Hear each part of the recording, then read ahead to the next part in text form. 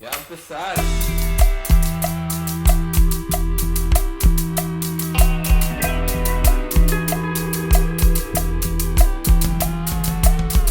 All right, welcome another episode of Shade of Brown podcast. Yes, sir. Oh, let me turn that up. It's a little low. Messing up. Yeah, there we go. Good morning. Good morning. Yeah, we got the rooster over here, bro. Those gallos, you know. Yeah, it's on the logo, bro. We got to do it. So, if you're watching on the beautiful world of YouTube, as you can see, we got a returning guest. Yeah. Gerardo, What's bro, happening? is Welcome, back, man, bro. welcome. What's up, dog? Yes. Thank you for coming. No problem. Once dude. again. Thank you for having me, dog. How do you like the new spot? I do. I like it a lot. I mean, I'm not saying that from coming here, but like seeing pictures online or Instagram of it, I'm like, oh shit, that looks hard. It looks Yeah. like established. Yeah. The other one was kind of like we found this couch on the street. Yeah. Like I've seen this couch before on the internet. Yeah, the casting couch. But thank you for coming, bro. The casting couch. Yeah. So yeah, we're here. Hell yeah, dude. How you guys been? Good, man. I know this is our first time recording together. First time meeting you, dude. Yeah. Or I Yeah. met you, but You met me? The first time he was here, you weren't part of it yet. Not yet. Yeah. I was like in So- a womb, you know, barely getting created into the pod, you know. that fool Pacheco was there the first time we recorded. This is his studio. He Yeah. never hit me up to do anything. Oh, Pacheco, Irvin. Come on, Irvin. Come on. You're What's lacking, up? bro. I was like, hit me up whenever y'all do your podcast, and he was like, yes, I will definitely hit you up. He's like, and if I don't, I'm a fucking liar. I'm dude. gonna send this part straight to him. He gave me the Pacheco guarantee, and he still never hit me He up. gave me dog. the stamp and it failed, bro. Damn. He's a busy man. We gotta bro. email him. I'm not you trying know? to defend him, but I'll literally watch his podcast and be like, I don't see one with me in it. give him a thumbs down. yeah, dislike.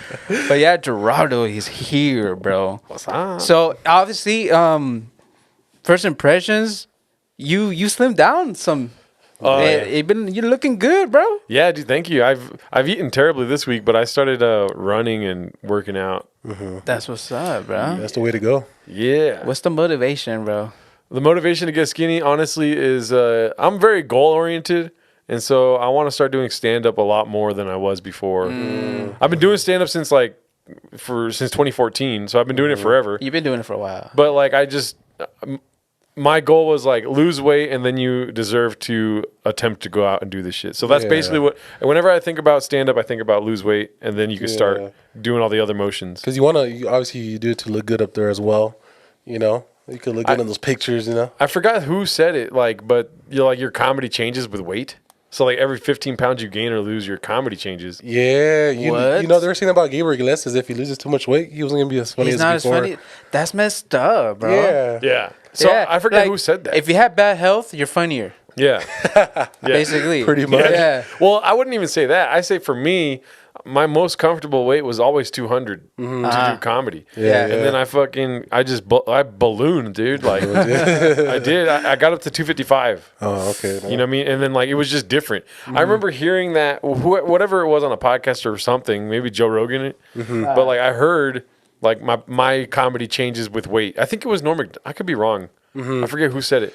But with the more weight you gain, your comedy changes, your style changes. Yeah, I've heard of that before as well. And for me, it's like I have a high pitched ass laugh if I'm fatter. I'm like, hee hee. You know? Yeah. Your voice goes higher. Yeah. Does your voice change? Like it does. slimming down It or does. gaining weight? I think Yeah. so. I don't know. I think so. I just feel more comfortable at this weight. You sound the same. Yeah.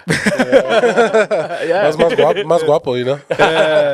Yeah, bro. Hateful. That's why I put you guys next to each other, bro. Pause. Yeah, planned Yeah. this. You know? So speaking of like, yeah, man, I'm glad, bro, that you're on your journey of a better health, bro. I said this before, and other friends, you know, they're also on that journey, you know, to better themselves, you know, and it makes me happy, bro. Yeah. You know, and yeah, man, shout out to you, bro. Thank you, Hell bro. yeah, bro. Hell yeah. It's honestly like I want to be skinnier, dude. I wasn't happy with my weight, honestly. Of course, Like, Yeah. and so whenever like those intrusive thoughts aren't really coming as much now, like that I'm losing weight, I'm like, oh, this is what I want. Yeah, of Why would I course. stop doing this? So like, of course. if I think about like fucking overeating or something, I'm like, nah, food. Like, there's a goal in mind. Yeah. You know. So Nice. there's been like 2 or 3 times where I let myself go and fucking eat a shit ton of pizza. When I got to 200 pounds, I ate a shit ton of pizza. Because you felt like you needed a reward, That was my thing. Like, I was like, I'm not gonna eat pizza till 200 because like I started tracking at a like, milestone. yeah. Yeah. I started tracking at 230. So I was like, all right, 30 pounds. When I lose 30 pounds, I'm going to have pizza. So from Yeah. November to like the end of January. Every milestone. You deserve it then. Around that time, Yeah. you deserve it. Yep. Then. Yeah. And then now the goal is 170, but I'm not strict about 170. I want to be at this weight, basically. At 200. You want to keep it at 200. Yeah. Nice. But I want to push myself further, like with PR or whatever, like records that I set for myself. Like running. I do what I was doing was doing a 5K every day. So just like 3.1 miles every day. 5K every day. Yeah. Yeah. And so I got my 5K down, I think, to 37 minutes. That was the fastest I did it. Yeah. But, and then just, I want to try to build from there. I fucked my hip up From running? from running and I got in a car crash. So like, Oh, damn. so like my hip was fucked up and then I got in the car crash and my hip hurt like so much. But you Damn. kept at it, though. No, I stopped. Yeah. I stopped working out for a That we month. don't risk nothing, right? Yeah. Yeah. It was like I couldn't move. Like my hip was so fucked up. Damn, Shoot. dude. Yeah. How does it feel now? It feels good. I've ran twice since. So like I got in a crash January 20th, and it was already starting to heal then, my hip. But the car crash fucked my shit up. Like the next day, like nothing else really hurt except for my hip hurt like so much more. Damn. And it was like a hip bursitis basically. So it's like you have like this popping hip syndrome where like your tendons getting rubbed by your fucking fat dick. Oh, And so I just rested for a month and then I went back to it. Are you doing anything to improve that? That way it doesn't continue to hurt in the future? Like you like trying to build muscle around that area? Yeah, like you have to. Basically, I have a weak ass. Like you go online, it's like you have no glutes. No glutes. So like, I have to strengthen my You ass. just got a wall. Yeah. doing squats, bro? No, I can never do squats correctly. I just do like there's like this. I think it's called the crab.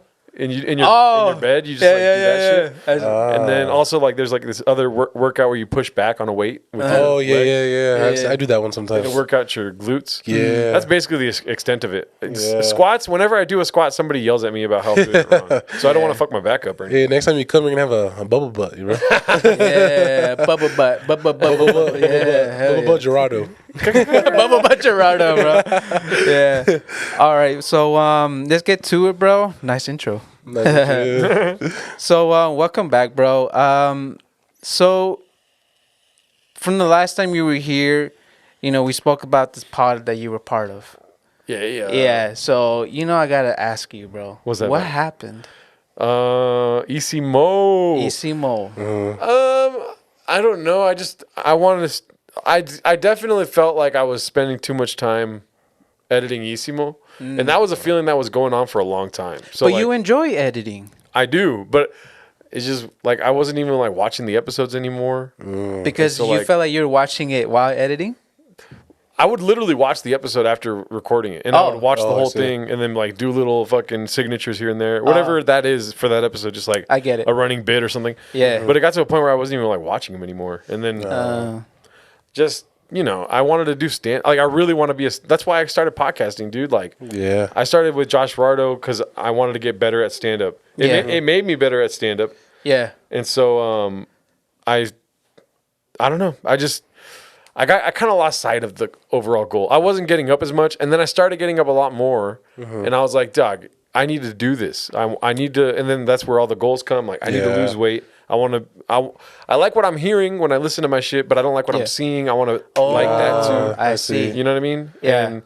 And all that stuff. Just I love Joel and Melvin. Yeah. And I'm Good guys. and they're fucking. I listen to their podcast and it's great. So like, Yeah. Good stuff, bro. Yeah. Love it, yeah. Good stuff. You just feel like it was time to go your own way. yeah. I mean, Pretty much. and there's other goals that I have in mind, like long term, to try to do it again, but it's not really a priority. I see. Priority for me is just getting up on stage and making new material. Like I don't like feeling like I like being creative, dude. Like You're a creator, that's bro. my shit. Yeah. You are, bro. Yeah. Bro, you're one of the OGs to me in podcasting, bro. When I first started listening to podcasts, Isimo was one of the first ones, bro. You know, you're OG to me, bro. Thank you, dude. Yeah, dude. So like to hearing that, bro, like I get it, bro. You want to try new things, you want to grow, you want to explore yourself, you know. You love doing stand-up comedy. I get it, bro. And you know, more to you, bro. I get it. I understand, bro.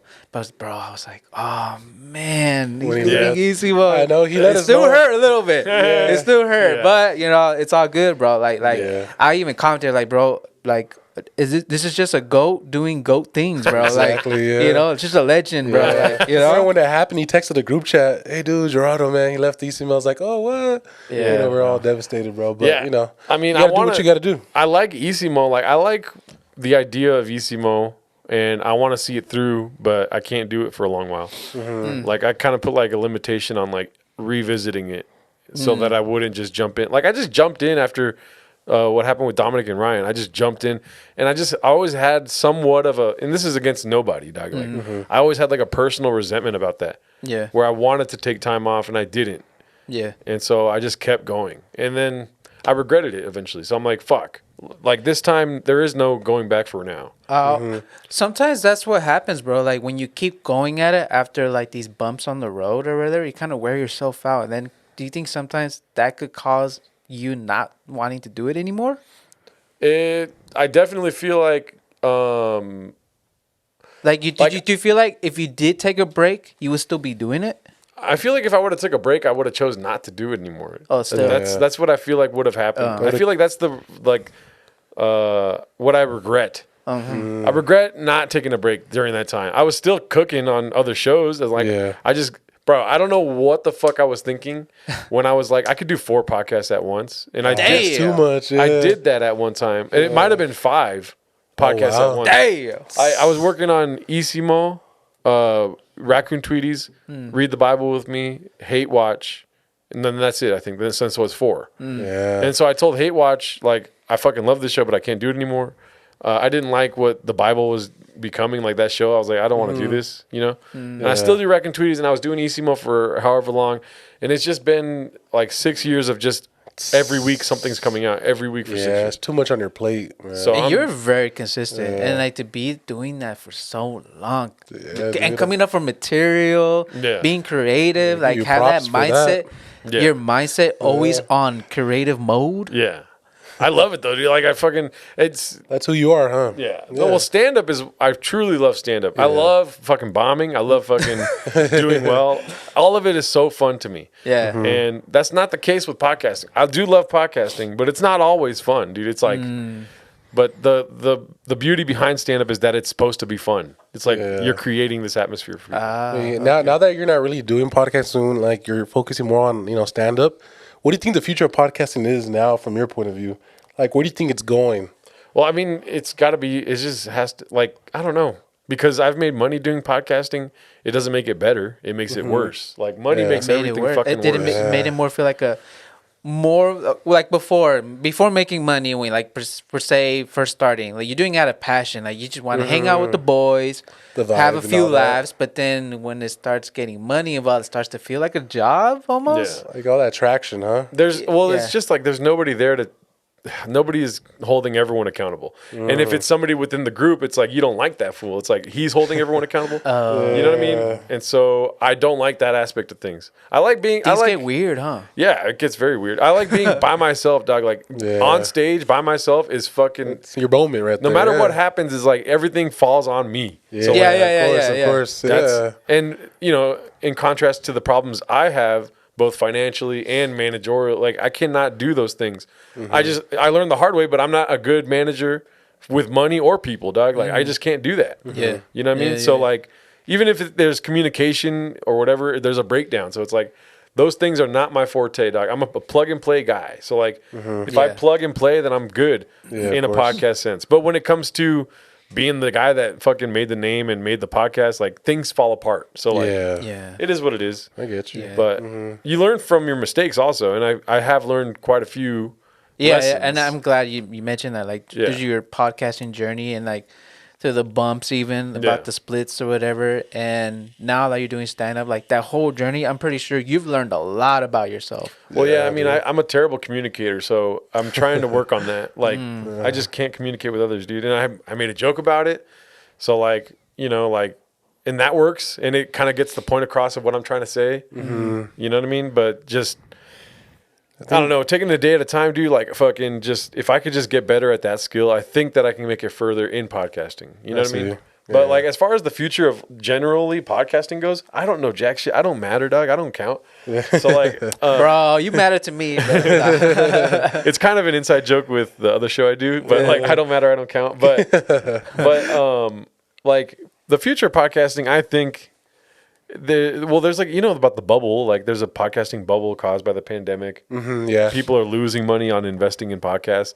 So the natural course should just be a fun thing to do. Or if it's not supposed to be fun, then fucking read books and do history shit, dog. You know what I mean? I like I like listening to basketball podcasts and golf. I like golf podcasts. Okay, so you've been playing golf, huh? Yeah. I've been seeing that. Nice. Yeah. That's another thing I never did. Like, I've been playing golf since I was a kid. Like, so playing golf again is like, fuck. It's so trippy. Like when you walk into a church and you smell like the holy water and you're like, why am I thinking about 3 years old right now or 4 years, like when I was a baby? It's not nostalgic, huh? Yeah, exactly. Yeah. So like I'll be on the golf course and be like, oh yeah, I learned this when I was younger and try to like implement stuff. Yeah. I'd like to try that one day because I've never been golfing. I mean, I don't know if mini golf would count, but as far as golfing, I always wanted to go. Well, Tiger Woods started with putting, dog, so think about that. Hey, there you go. I'll be the next Tiger Woods, bro.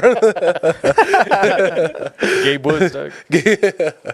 Yeah. So since so you just want to expand your wings, spread your wings and fly, bro. That's basically, huh? Yeah, like I said on the post, like I just want to be available for opportunities that I'm interested in. Like, so in other words, do you feel like sometimes maybe the podcast was holding you back from doing other things or experimenting with yourself? Like, pause, but not like that. I still jack off. No, I would. Always had time for that. I think for sure I would put the podcast first. It was a priority. Yeah. Wow. Okay. Not to make that a big deal, but that's just the case. Like I fucking loved Isimo, dog. Yeah. Like, I do feel bad for people that want it to continue happening, but I'm like, dog, you know I love this shit too, dude. Like, yeah. I don't want it. That's to the end. thing, though. Like people, they forget, bro. You're a human being too, bro. Yeah. You want to You get your own goals, man. try different things too. Yeah. People change. You got your people bucket don't list. stick the same. Yeah. You don't stay Gerardo from Isimo forever. Yeah. You know. And I would like to just be not me, like at the top, dude. I don't like being at the top. Like meaning, like I'm editing it. I'm also like configuring times for people to meet up. I don't like being that guy.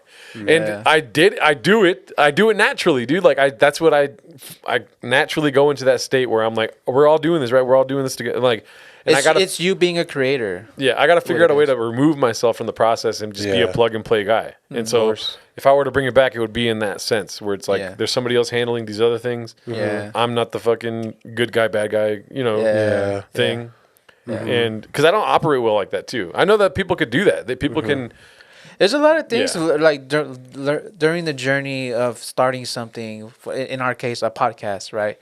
And I admit too, doing this podcasting, we have almost 2 years. We're about to hit 2 years doing this. Yeah. And bro, I learned a lot about myself.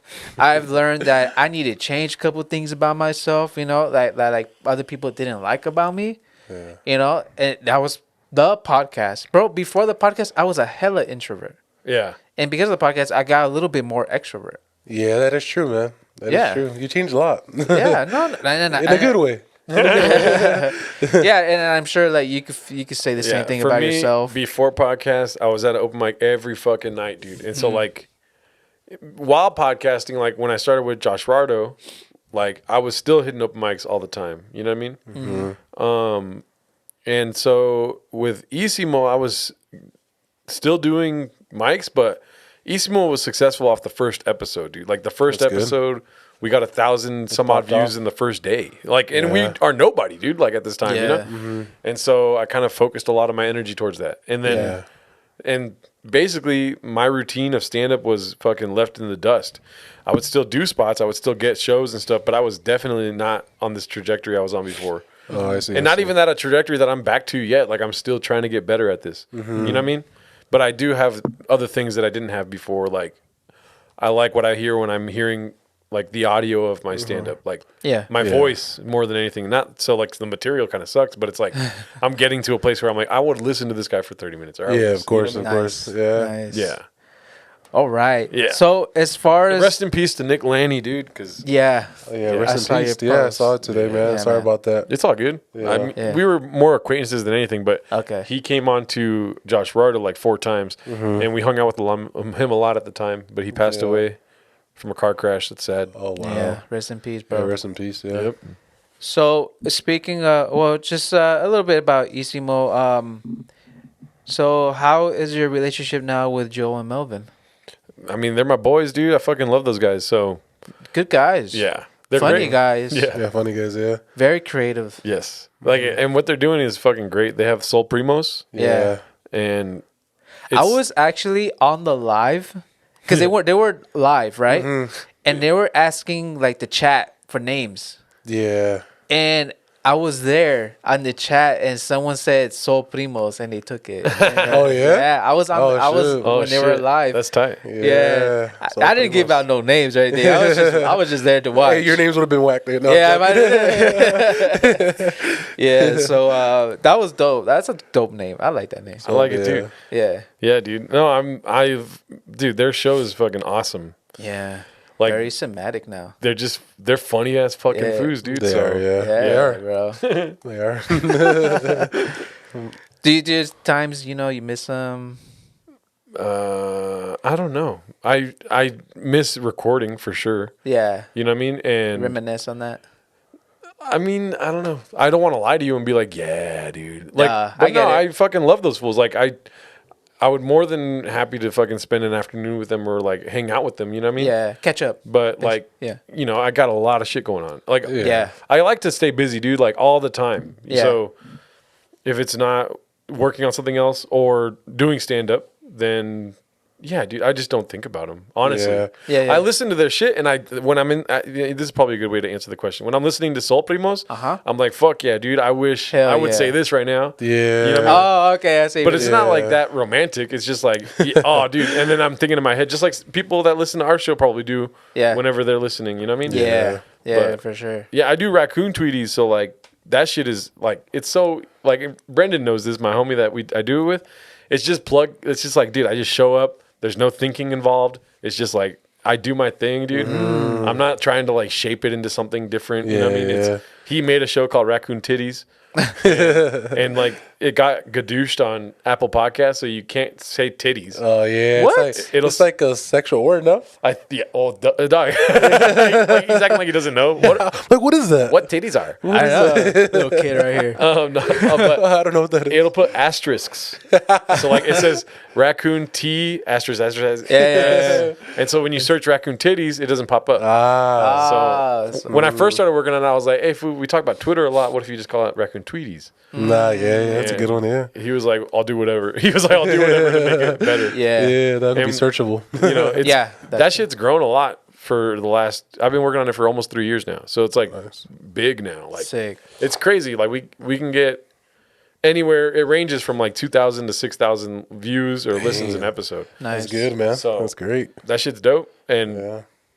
I don't know. I miss doing Isimo. I mean, Yeah. there's time, but it's not a consistent feeling. There's times where I'm like, oh, I would have talked about this. I would have Yeah. talked about this.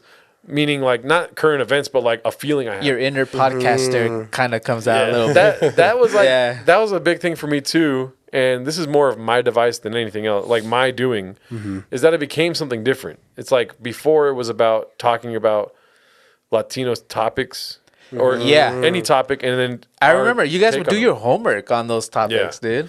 And then Yeah. and then I kind of like I didn't care really anymore about doing that. I also was trying to be like nicer in person, like communicating wise. So I didn't want to tell people like this is the topic, we're going to do this week kind of thing. So I lost sight of that, and I didn't like what I was making while losing sight of that. And it was just it's all my doing though. That's on me. Like I want it to be that still. Like that's if I were to revisit it and do it again, Yeah. it would be what it was originally. So Yeah. I see. Yeah. Nah, yeah, because it had like structure in a way, in a sense. Because you guys, Yeah. like I said, you guys would do your homework. I remember those episodes. yeah. You know, where you guys touched on the like Latino topics. I remember the specific one you guys talked about, like the Dodger Stadium. Yeah. You know, about the area. We and read all a that. whole book for that one. Yeah. Yeah. I remember you guys like, damn, these guys did their homework. And then the author reached out to me like way later though, not even around the time, because I sent him the show. episode, and I don't know, I forget what he wrote, but Uh-huh. that was fucking dope, dude. Yeah. Like the author reaching out. Yeah. it's a weird thing because I got into podcasting for stand-up comedy to get better on stage, you know, and then doing Isimo, I was like, oh, dude, I like doing this, and it's not comedy, it's not stand-up, it's just this thing. Yeah. Yeah. You know what I mean? And then I yeah. tried to blend it again, and it's just all fucked up. It had its funny, hilarious moments. You Yeah. know, he blamed that a little bit. Yeah. You know? Yeah. But anyways, yeah, it's so weird. I don't even think about it, so it's like hard to like, Yeah, I get it. you know what I mean, to Busy man. wax poetic on it. Yeah. But how did those guys take it? Yeah, they take it Take hard. a big hit to get Yeah, an no, answer to sorry, this one. I was hitting it before the question. Orally and anally, just kidding. Hey, you inhale it, huh? Yeah. Yeah. I usually try to blow it out. No, so like I mean, listen, it's not like a fun thing to talk about, but like I told Joel, and Joel was like kind of like, come on, bro. And then I just expanded on it. I fucking colored within the lines and was like, this is what it looks like for me. And then he kind of understood, and then, you know, Yeah. it is what it is. I don't know. Like that's probably a better question to ask them, because I feel bad about it. Food, like I love doing that show, dude. So like, you know, Yeah, you don't want to speak for them in a way. exactly, yeah. Yeah. I could just tell you what happened. I just told Joel, and then, you know, Okay. yeah. And we had a long conversation about it, and yeah, that's it. Talked to Joel about it later. You know, obviously we spent some time away from each other, and then talked to him about it later. Yeah. I wished him success. They already had Sol Primos. course, I'm like, bro, dog, yeah. this shit's Of course. excellent. So Yeah, Yeah, you gotta bro. give them the and best. yeah, dude, they deserve it. Any success they get, dude. So it's like, you know, Yeah. do your business, dog. Yeah, of course. Fuck it, we ball, baby. Yeah, exactly. Yeah, bro. dude. Shout out to Joel and Melvin, by the way. Shout out, Yeah, guys, those man. guys are going hard. Yeah. They're going hard on it, bro. That's what's up, bro. So I think let me see, how much time do we got right now? You know what? I think we're gonna do a break right now. Okay. Yeah. Quick break. Yeah, a little bathroom break and all that. So The lunch break. No, I'm just- yeah, man. We we don't got no more sponsors anymore. We let them all go. We had a few sponsors, but I feel like we're being controlled a little bit. Okay. Yeah. Ramsey does not like being controlled. I don't like being controlled. Who was is it like local companies or something? No, Well, they're no. pretty. One's a pretty big. One name. was a big one, bro. Yeah. They were trying to control me a little bit. I don't want to say no. I'll tell you off the rip. Oh, okay. Yeah. I was about to name drop. No, don't name drop it. No, I Hey, don't want to man. get in trouble. I mean, I could tell you. Yeah, I don't do sponsors, so like I just. Yeah, it gets like we were talking about earlier. It gets weird sometimes. You know, when Yeah. money gets involved or a company gets involved, it gets a little bit weird. Yeah, it does, Yeah. man. Well, I didn't feel weird, but you know, it does. He's just like I was paying him. Yeah. It's like gas money, you know.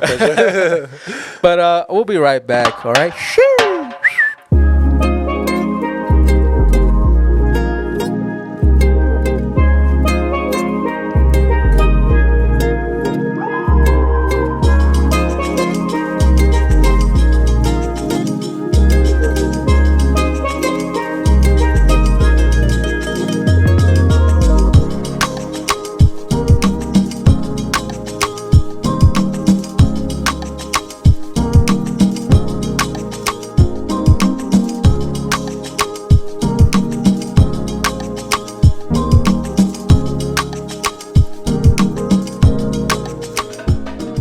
And we are back. Yes, sir.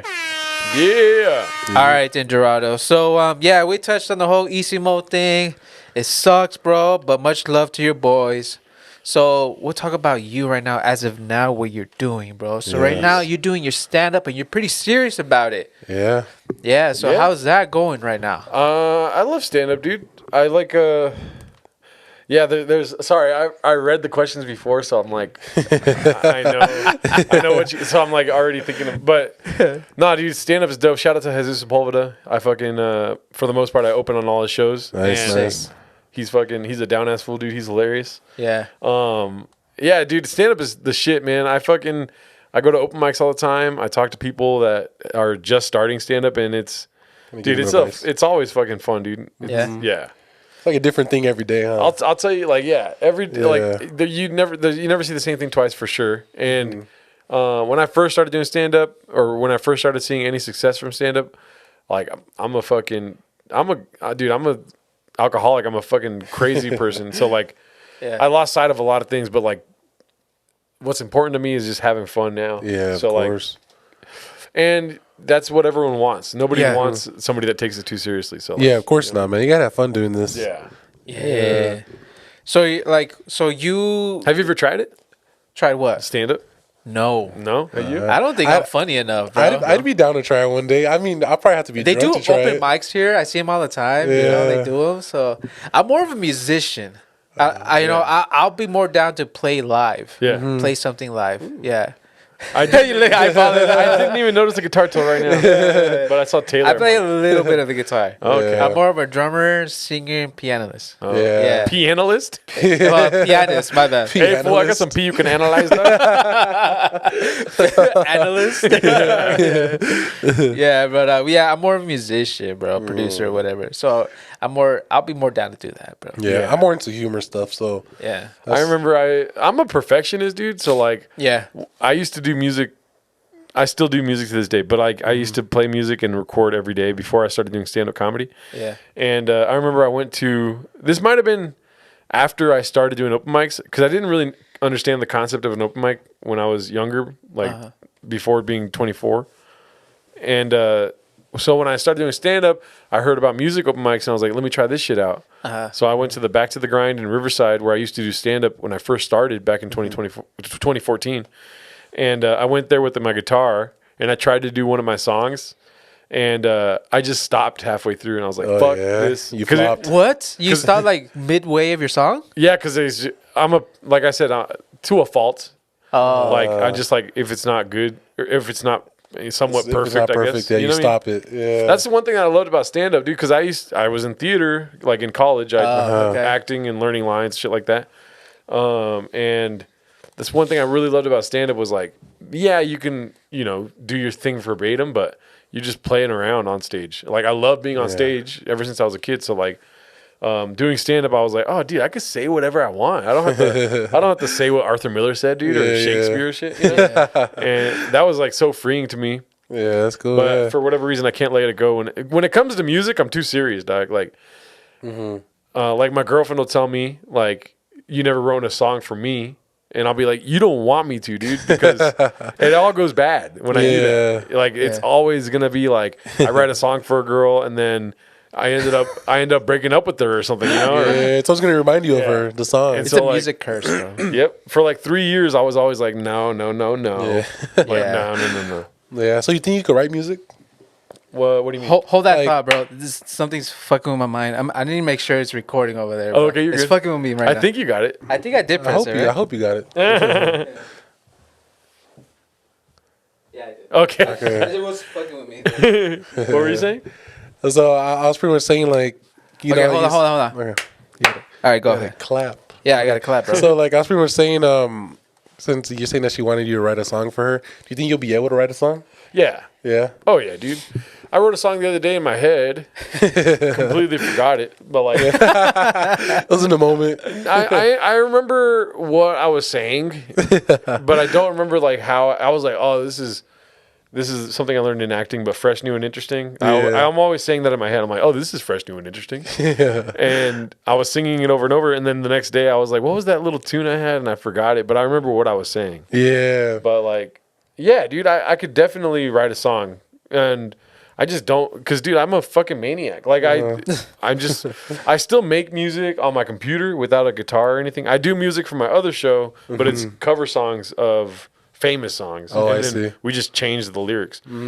But like, as far as making my own song goes, yeah, dude, I could do it. I just like, I don't know. I don't want to be that person, though. Yeah. I get you, man. You ever dream like yourself making a song and then you try to remember it? No.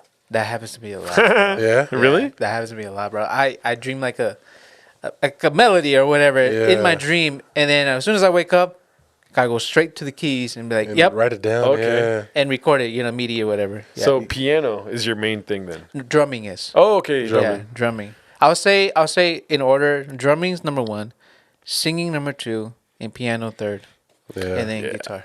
I got into a lot of drugs. So like when I was doing drugs, I'm sober now, but I would write like this poor lady, but like I would write a bunch of songs for her, and she loved it though. She was like, we would go to concerts together and shit, and I would like write songs about her, for her, and shit like that. Like flirting or what? Like as your way of flirting with her? I just do it. Like especially at the time, I was just that was just part of my day. Like you brush your teeth, make a song kind of thing. But like I would just like hyper focus on certain songs, and like it wasn't even about her, but I would just use her as a reference. Yeah, like, get creative. She had green eyes, so like everything was referencing green eyes. Like Ah. I liked her name, right? So like I would reference her name or like pet names also. Like she called me Scooby. A lot of people used to call me Scooby. So like Scooby? that was another aspect I loved about songwriting is like involving Scooby somehow. You know what I mean? I see. So it's just like the relationship was a reference in a sense.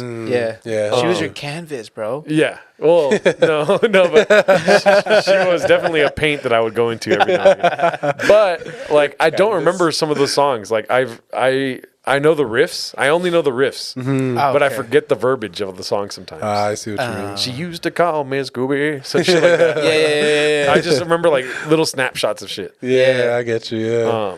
Speaking of the little music, little bits on like your podcast, you said you done music for your podcast. Raccoon Tweeties. Like for the intro or what? Like Yeah, so every week we do a song. Like every week we do like this last week that just passed, we did I Want to Be Sedated, but it's called I Want to Be Redacted. So it's like turning off traction control. I want to be redacted. oh my! I love it. Oh, it's going into Baja mode. Shit like that. It's just like different words. And it's on the fly. No. Oh, we work okay. on it all the week. So like Uh, right That now, would be perfect. yeah. Right now, it's like I forget what song we're gonna do tomorrow. It's either "Twisted" by Keith Sweat or "Rock and Roll" by Led Zeppelin. Nice, dude. Okay. So you guys change it up a lot. Yeah, every week is a good. different song. Different, Every song, Sick. different intro. it's been 2 years. Every week is a different song. Damn, that's good. That's cool, man. Damn. All right. Yep. That's pretty sick, You'll actually. make your own album. Damn, I've only done the break music. I produced okay. that, and that's it. The Yeah. intro, my cousin made that for us, and that's Yeah. it. Yeah, dude, the fucking Isimo intro is my favorite thing so far that I've made. Like the ping ping ping ping ping. I was gonna ask you that if you did that. Yeah. I made that, but that was wow. I made that a long time ago. I made that in like 2019, but I always had it because I loved that fucking beat. Yeah. I just don't have the workspace anymore, or like that save file for Yeah. that, like the sounds or whatever I used. Yeah. But whatever the fuck I was on that day, I liked it a lot. Yeah, sick. So doing stand up, bro. You ever feel like you're walking on eggshells, bro? Like now today, because I hear this happening. I don't know too many stand up comedians, bro. And you're one of them. And I want to ask you this: like now, the state of comedy in person, stand up behind the mic. You got your audience. Some of them may be a little bit sensitive. Yeah. You know, I know.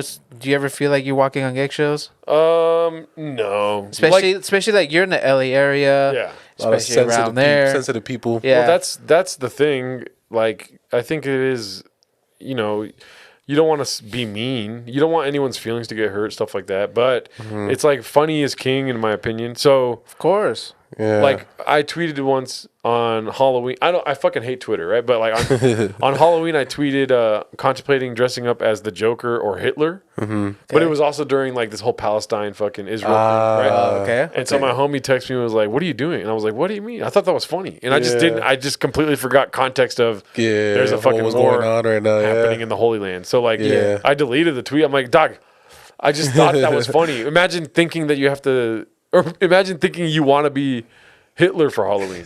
Yeah. You know, and it was like something that my girlfriend's kid said that he was like the man that killed Hitler for Halloween. That's what his costume was. And so like I thought that would be funny, and so like he texted me and I just deleted it because I was like, fuck, I don't want to hurt somebody's feelings. Yeah, of course. But I don't really care. I'm also a good person. Like that's the thing, dude. I was asking my homie about this the other day. where it's like, do you ever like? I don't want to say this on a podcast, but like, do you ever think to yourself like, oh fuck, well, what if they think I'm a pedophile, right?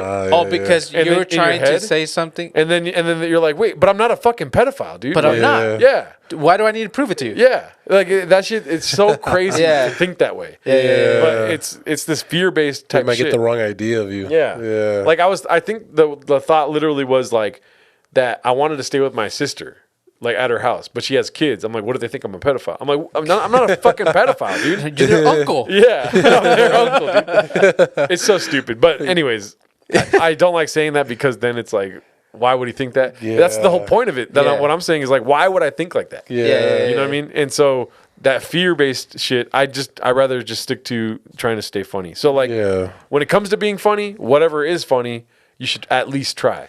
Have you ever experienced that? Have you ever offended anybody at a stand-up where they actually say something? I did once, for sure, but this is a long while. This is before I was sober too, so like, and You didn't care. I understood. No, I'm just ignorant for the most part. But like the homie Robin Blake, I don't know what their name is, right? So like at the time it was Robin Blake. They were like, I had a joke about how my favorite Godfather movie was the third one because I liked when. This is what I said before, so this is context, right? Yeah. I liked when Michael Corleone found out he was transsexual. I said transsexual, right? And then he goes, just when I get out, the dress pulls me in, kind of thing, right? And it's so fucking stupid of a joke, right? But then I got off stage and Robin Blake was like, yo, it's not transsexual, say transgender. And I was like, okay.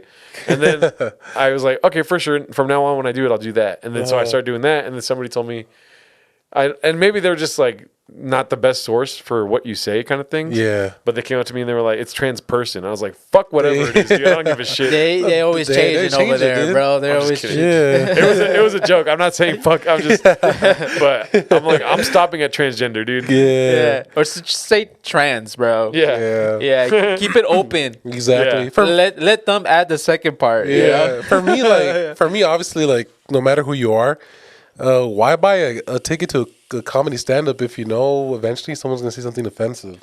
I feel like you gotta buy a ticket into to an open mic knowing that they might say something you won't like. Oh yeah, I would You never know? tell anyone to go to open mic, dude. I always say, I mean, this is a fucking. I hate having to preamble things, but like I'm joking, obviously. But Yeah, of course, I would of course. At the never. end of the day, you're joking. Yeah, you're joking. It's a joke. Yeah. Oh, but what I'm saying is what I'm about to say right now. I'm joking when I say this, but I tell everyone never go to an open mic unless you're performing. Like just friends of mine are like, "What? Don't you want people to perform for it?" I'm like, "Duh, dude. I'm just trying to be funny." But like, if Of you're course, ever yeah. at an open mic and you're not performing, I think less of you. And like that's the thought train. But I stopped fucking saying that shit because people get People get offended. nah, they just get like butthurt about it. I'm like, Butthurt. dude, fucking, I'm joking. Obviously I want people there, but it doesn't change the fact that I think less of you, dog. Do you ever think that it's sometimes with these other comedians, or you maybe include yourself in it, your approach or delivery, where they think it's offensive? Nah, because it's circumstance, dude. So you're trying to be funny within circumstance. So like, yeah, there's fucking people that are extremely liberal. There's people that are extremely conservative. Yeah. This is the circumstance. So you do your best to prepare. Where you're sitting there and you're like, all right, blue hair, whatever, or all right, fucking blonde hair, blue eyes, Yeah. fucking red hat. Okay, this is the circumstance. I'm gonna go on stage and try to be funny. Like, shout out to Jesus Sepulveda again. He's the fucking best comedian that I know personally. Like, Nice. I'm like me and Christian Zaragoza. Shout out to him too.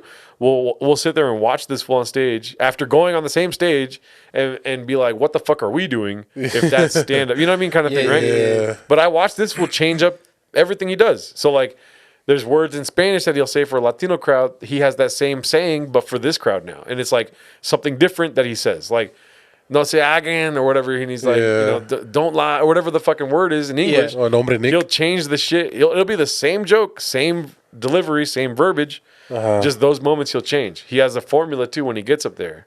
When he gets up there, he's gonna do this, do that, and then he's gonna get into what he wants to talk about. I don't have that. Like, I'm trying to figure that out. I'm starting to develop that, which is what I'm excited about. Sick. You know what I mean? man. So it's a different. That's a craft, right? Yeah, there. it's an animal. Yeah. It's like it's just circumstance. So like if you're scared about getting canceled, you're I don't know. I don't even like saying getting canceled. Like that it's fucking gay, dog. Like it's so stupid to be talking about that shit. But like if you're scared about that, dude, then you probably shouldn't fucking do it. Like you're not going to get canceled at the Coca-Cola factory. You know what I mean? Yeah. You'll be funny as fuck at the fucking office, dude. Like Exactly. don't do this then. That shit is just it's just annoying, honestly. You know, canceling thing. Nah, bro. People even bounce back from that, bro. Nowadays, bro. Like, what's cancel really? What is it really, bro? It's just, people point at you. They call you this and this and that. They want to cancel you, but are you really canceled, bro? Well, it's like I don't know if you ever read the book. I don't read, bro. The War of Art. No. You ever heard of this? No. The War of Art, it talks about resistance. So, like, all these things are just resistance. If you want to truly do it, you'll do it. You can fucking create these enemies in your mind, but it's just resistance. All of it is just you're resistant to do it because it is a scary thing. It's scary to be creative. It's so scary to, like, draw something and then have somebody tell you that it's fucking whack. It's like, fuck, I just drew that. I put everything I have into that, dude. Yeah. You know like what I mean? music. Yeah. Hey, you think beats Exactly, sick? dude. It's whack, bro. But I never had like I wish I did growing up, dude. I had no fucking I had no like inner monologue where I was like I probably shouldn't show everyone this. Like I would just show everyone everything, dude. I was the same way with music, bro. I was just showing everybody about like my tunes or whatever beats I'll make. But then I learned, no, I need to show this to certain people that can really criticize me. Constructive criticism. That's the thing too. It's just like even then, because then you abuse that. You know what I mean? Like for me, I'm talking about me personally. Dog, nobody needed to hear my shit, dude. It's like I was so bad, and then it's just a turnoff. Like Facebook, fuck Facebook, by the way. But like it'll just be like, here's a memory of you being fucking whack as fuck. Everybody used to do that all the time. That's why I deleted my shit, bro. I remember like every time I go on Facebook, it'll be like a fucking memory. What is it called? The status update. Oh yeah. From like I don't have Facebook. From like 2010 of me being like, I didn't do my homework today. Dude, it like remembers you on like, why did I do that? I'm like, why the fuck would I want to see this, dude? Yeah. And it's not even from today. It's from like 3 days ago. I'm like, dude. Yeah. You know, one question I do have, you know, since we're talking about you on stage, I always wondered this, like, have you ever blanked out on stage? And like, if you ever did you ever just like end the show there and call it a night, or did you come up with something on the spot? Did you quit on the moment like that one like song? that one song, you know? Like, had you ever blanked out? You ever had those moments where you're just like, fuck, what should I do now? So yeah, there's plenty of times where you'll either fuck up your joke or so like. Okay, let me tell you a couple stories because I like telling these stories too. Yeah, I'm ready, bro. I'm ready. So when I first started doing comedy, I shouted out Back to the Grind because I went there every Monday, and it was a mixed mic. It was like poetry, music, comedy, whatever the fuck you wanted to do. Open mic, yeah. It was an open mic, more traditional open mic rather than a comedy open mic. Oh, okay. And so Mario, the guy, did not like putting people up, but he put me up. Because I would help out before or whatever. It was a big crowd. It was a university fucking like of Riverside's right there. Oh, okay. And it's like a world famous coffee shop, whatever. Yeah. And there's this one time where there was these two. Okay, I'm trying not to do bits. You know what I mean? So like there was these two like beautiful fat women that came in. They were fucking huge. They're beautiful as shit, but they were huge. Yeah. Like I can't explain to you how fucking fat they were, but they were beautiful. They were like, you know, I would consider them family because my family's fucking fat as shit. But I'm just playing. They came and sat down, and they were very loud about sitting down. And then I was in the because you know it's hard to breathe sometimes. But anyway, so. I was in the middle of a joke that I was working on at the time, and the joke is terrible. I don't do it anymore, but the joke was about how my black friend Gerald taught me how to cuss.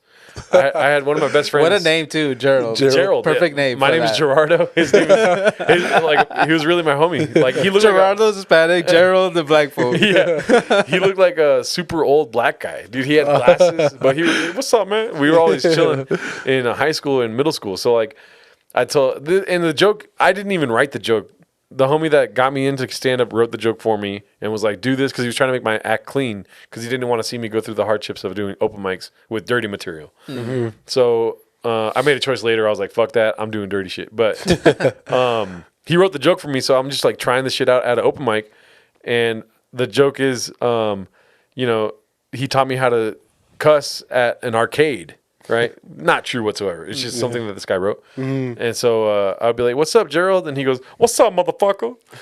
And as soon as I did that, right? As soon as I said, "What's up, motherfucker?" with his voice thing, Good impression. the fucking largest ladies I've ever seen were like, "Ooh," right? And then I was like, "What?" And I was just on stage, and I just stood there. Yeah. And then I put down the mic and I went and I sat down and my homies were like, "What the fuck? What's the matter with you? Yeah. What happened? I was like, "I'd never been heckled before. That was the first." They just said all they did was go, "Ooh." That's all. But only one of them did it, or both of them did it Both of them. at the same time. yeah. They harmonized. Big Yes. voices, bro. Yeah. Yeah. Big, beautiful voices. What is And they have loud voices. Yeah, Yeah. dude. Yeah. I think they're the loudest ones, bro. Gospel singer. They actually started snoring. Just kidding. No. Hey, they're awake snoring. Yeah. But yeah, I was so pissed. I was like, "Why the fuck didn't I think of something?" So you But blanked out. That was early, Yeah. early in stand up. And I'll never get that moment back, but it's fine. I just walked off the Experience, stage. bro. I literally just put the mic down, not even in the stand, just on the stool, just like, Not drop the mic. Yeah. Yeah. Set it down. yeah. Set it down. But Yeah, dude. It happens, like, I guess, yeah. right? And then, okay, so now there's these other stories from more recent past that I think are hilarious. Shout out to Jesus Sepulveda. I open for him all the time, right? And so I'm learning so much from Jesus. Like, there's so many things in open mics that I do that you shouldn't be doing on shows. Yeah. And you don't know that because you're really just at the open mics. But Yeah. it's so easy for like a seasoned headliner or seasoned comic to see you and be like, "Why are you doing that?" And I'm like, "Oh shit, I probably should stop doing that," right? Yeah. So we're driving to San Jose with Daniel Cabral, Christian Zaragoza, me, and Jesus. And not even talking to me directly, but Jesus is telling a story about this one comic that opened for him. And he was like, we were in, let's just say they were in Portland. So they were in Portland, and the guy got on stage and he's like, "Fuck Portland." Or something along those lines, where he's just like, "Fuck Helium," whatever club it was. Yeah. And then I was like, in the backseat, I was like, "That's fucking stupid. Why would you do that?" You know what I mean? Okay. We're on the way to San Jose when that's happening, right? I'm the opening act in San Jose. I'm the host of the show. Basically, You yeah. know? So like I have to come in between every comic. And I go on stage and I do a joke and it's not working out. And I go, "Man, fuck San Jose." And then I realize as I'm saying it, because it's just like a, it's so easy to just do that. Yeah, You know what I yeah. mean? You're trying to be funny, but that's just not funny, dude, because it's their fucking city. Yeah. But you're trying to be funny, so you just say that. And as soon as I said it, I was like, "Man, fuck San Jose." I mean, because and then I start getting scared. you caught yourself. Yeah, but I said "fuck San Jose" still, and I'm trying to get him back or whatever, and I just bombed, dude. Like, and I was just like, "Fuck, why did I do that?" Yeah. You know? Yeah. You see the reaction in their face when you say that? Like they're like, Yeah, fool. They were angry, dude. Yeah. And then I have a joke where I say like "fuck Salvadorians." Like it's basically the punchline. If you're Salvadorian, then "fuck you" is the final punchline. yeah. And somebody was like, "No, fuck you, dog. What the fuck?" And then and I was like, "See, that's why you don't end with that joke when you're bombing, because people want to fight you afterwards." Yeah. But then that's another thing. Like that did well. Like that part did well. But that's another thing that Jesus told me about that to stop doing is like, stop saying you're bombing, foos. Nobody wants to hear that shit. You say it on the mic like, "Oh, I'm bombing." It's like these things are so easy, dude. Like you think like, why would I do that? But then you start doing it. Like that's and that's the other story that I wanted to say. This is all recent, right? So like I did the Laugh Factory with again, shout out to Jesus for giving me the spot. And I was the feature act this time. So like I'm no longer a host. I'm a feature right before Same. Jesus goes on stage, right? Yeah. And so you get a little bit more time, but like it's also easier to do. Hosting is so fucking hard, dude. I'm sure, because you got to keep the crowd alive, right? You have to start the engine, dude. Yeah, Keep pretty them, much. Keep them alive. Like there will be no crowd if you're not fucking good, dude. Like you go on stage, like the fucking overhead guy is like Gerardo going, right? Fucking you go out there, Says your name wrong. and they're not tipsy at all. Yeah. They're just like, and then you got to be like, Yeah. and you basically have to set the tone. And then so like hosting is so fucking difficult, but being a feature is a lot easier. Not that it's not hard, you're right? It's just a lot easier. Yeah, less Anyways, pressure. Yeah. So I'm at the Laugh Factory Covina, Uh-huh. and I go on stage, and the guy, I don't know why, but he asked everyone else for like what music you want when you come out. And I don't answer that question ever. I'm just like, whatever you got, whatever, But he didn't ask me this time. And I was starting to answer that question because I'm trying to be like, all right, I want this, whatever, to come out, whatever. Yeah. And he plays like the girliest fucking song when I come out, right? And so I start fucking around and I start like walking like I'm looking in a mirror or something and like being like, Playing along with it, huh? playing along. The song's not stopping too, so I just keep going. What could you do? What could you do, bro? And then so I'm doing it, and then the music stops, and I'm like, "Do you guys ever do that? Like, look in the mirrr, all sexy and shit." And I was just talking about doing the mirror thing. Yeah. I was like, I did that earlier before the show. I looked in the mirror and I said, "Don't bomb at the Covina." And then I was like, "Wait, why the fuck would I say that?" Yeah, here we go again. And it got like a little chuckle, not like a big laugh. Like, And then I go to my first joke. My first joke is, I'm Gerardo and I'm French Mexican. Mexicans call me Gerardo and French people call me Gerardo, right? It's just like it's an easy opener. Nice. I'm introducing I like that myself, one. right? Yeah. But I go out and I say, my name is Gerardo, and French people call me Gerardo. I just skip over the whole other part, and then I'm like, and then the second part of the joke is that saying I'm French Mexican is like saying I'm an average thief. Right? Because French people can steal anything, but Mexicans always speak Spanish and say what they're about to steal in English. Oh my god. Mira como vamos acá en Chicanos este pinche catalytic convertible. yeah, that's right? true. They do that. Right? Yeah. But instead, what I did that first part. My name is Gerardo, and I'm French Mexican. French people call me Gerardo. Already in my mind, I'm like, wait, whoa, that's not how the joke goes. And then I go, they consider me an average thief because Mexicans fucking steal shit. Yeah. And then I was like, I fucked up the joke, and then all downhill from there, dude. And then now I'm talking about random shit I never even talked about on stage before, and I'm like fucking stumbling over my words, and I have to do 15 minutes now because I'm a feature. So like I have a longer set, and I'm just I fucked up from the get go, dude. Damn. And then you folded. And then I had a show right after that, like so I had to dip out of the Laugh Factory, go to Lido's. Shout out to Narciso. And the whole time I was like, fuck, because right after me is Jesus. Yeah. And I want to tell Jesus, like, Doc, I fucked up, right? Like, what the fuck was that? But I don't get that fucking, what is it called? That retribution, like that fucking, oh, no, that's not me, dog, I wanted it back so bad. I was like, oh, if I would just start, if I would have just, taken it by the horn and fucking just make them laugh, whatever. Yeah, start fresh. Yeah. And so later on that night, he calls me. He's like, hey, we'll talk about your set later. I'm like, nah, let's talk about it right now. What the fuck what was I doing? I was like, I told him everything I did wrong. I was like, I said bomb within the first 10 words. Why the fuck would I do that? That's when you knew you fucked up right there. Yeah, dude, I did. And then I fucked my joke up. Even my girlfriend was like, why you never say it like that? I was like, I know. She's heard the joke like many times before. Like, why this one's different? Yeah. She's like, what that is? Dude, I'm sure you get very nervous, dude. What's the biggest crowd you ever been in front of? Well, shout out to Jared Garcia because that was the biggest crowd. I went to well, shout out to Christian, first of all, for hitting me up for the spot. I got a spot because I was a carpool, basically. Christian was like, roll with me to Jerry's show. First time I ever opened for Jerry. I think the only time I ever opened for Jerry. Hit me up, fool. Fucking. That was the biggest crowd. Fool. He fucking like sold out. I don't know if you guys ever been there at their Levity Live Oxnard. I don't think so. It's huge. It's like, it's just a fucking huge place. And I've performed there, I think, like 5 times now. Oh, damn. And that time was insane. So, like, it was full, dude. Like, I never performed there full before. And so, I guess I was nervous. Like, you know what? I don't get nervous, dog. I get nervous when I do good. When I start doing good, I see, like, at the improvs, they have the big-ass timer in the back. So, like, if I'm doing good at, like, 1:30, which is typical, like, for, like, that level. Do you start thinking, like, the greater the fall? Because you're doing so good? No, I'm just like, I want it to keep going. I don't want this to stop. You're adding pressure to yourself. Yeah, but it's just natural. It just happens, dog. Like, but, like, so at 1:30, I'm like, I expect a big fucking punch. So, like, a big punch will happen. And when it happens, dude, that's when I start shaking and shit. Like, I literally on stage just like, oh, fuck. Here it comes. And then in my mind, like, obviously, your mind's your greatest enemy. So, like, in my mind, I'm thinking to myself, like, there's no other fucking joke that's funny. It's that funny, dude. Yeah, it's going to beat this one. What the fuck? Why would they laugh that hard? Yeah. And in my mind, I'm just thinking, like, oh, you're fucked. But you try to, like, mute it out. And you just hit him again. You try to hit him again. Yeah. And so, anyways, that was the biggest I performed for. Yeah, how many people do you think there were there? I would say Dog, 3 million. No, it feels Sold out. I feel like it was. I want to say maybe it was between maybe 400 to 600. Oh, okay. It has to be more. It has to be that much. Yeah.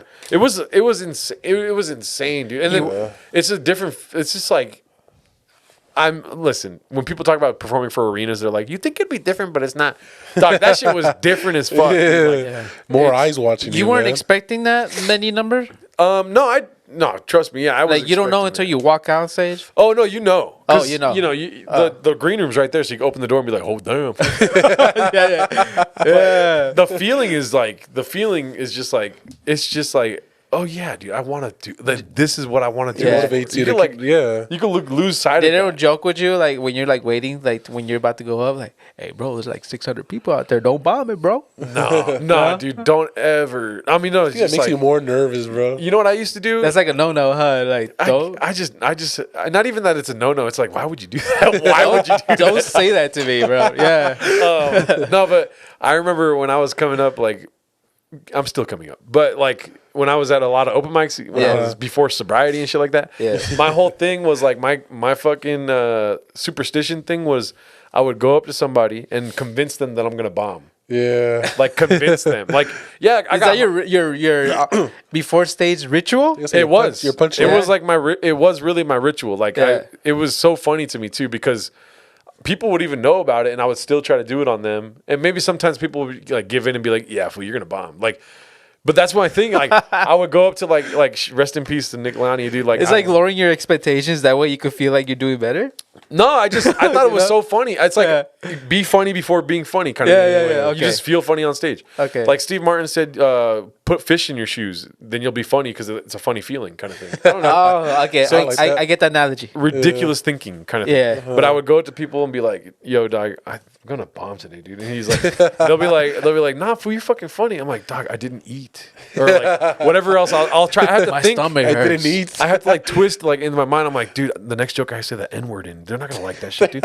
Something. The N word is the punchline. That's the funniest one, man. That's the funniest actual one. word. And then eventually they'll be like, "Oh Jesus Christ!" And then when I'm happy enough with their reaction, I'm like, "Fuck yeah, let's go." Yeah. And then I'll go on stage and I'll probably be a bomb. But yeah, but no, that's fucking stupid, dog. I don't do that shit no more. But I remember I used to love doing that though. Like I would just try to convince somebody that I was gonna bomb. What was the question? My bad. You asked it. Before the show, like yeah. So no, Christian Zaragoza, dog. This fool fucking. He's so dude. I love that fool. He's so funny because first couple times I was on a show with him, this fool would come up to me and like the first couple shows we did together was at the Stand Up Comedy Club. I don't even think I told this fool fucking. He's gonna watch this and be like, "Fuck you, dog." What's it called? But like, there's a little like maybe this big, like as big as my hand is right here. There's like a black curtain. Like the green room's here. There's a black curtain with a door that closes, separates you from the audience, basically. Oh. So it's tiny. It's like but One person barely fits. Yeah. Yeah. Two people fit, but like but barely, right? Yeah. And so like I'm right there. I close the door to the green room to try to like psych myself up. It's my first time performing at Stand Up Comedy Club. This fool is Christian, doesn't even know me, dog. Like it's my first Jesus show, I think, was the first one. And so this fool comes in and he's like, "Hey, dog, just fucking have fun, dude. Just fucking enjoy yourself, dog. No, don't even think about it, dude. Just fucking, dude. Look, hey, they want to laugh, fool. They want to laugh. You sound like him, bro. Hey, no, why are you even thinking like that, fool? Like, and he's just going, and I'm like, dog, I'm about to go on stage, dude. Like, in my head, I'm like, dude, leave me alone. What are you doing? Yeah. And he won't stop until they call my fucking name. And then they call my name, and I go out there, and I'm like, trying to shake it off and be like, what the fuck? And then, yeah, dude, it's so fun. I don't think I ever told him that shit because I was like, dude, You're making it worse. it's so funny. And then I think I don't know why, but for now he'll just like say something motivational. There was one time where I almost snapped and I was like, "Hey, bro, no," because he did it a lot, dude. He would come up to me and be like, "Hey, well, they want to laugh, dog. Just enjoy yourself, dude." Yeah. I'm like, "Dog, not now." That was his ritual. We had so much time before this to talk, dog. Yeah.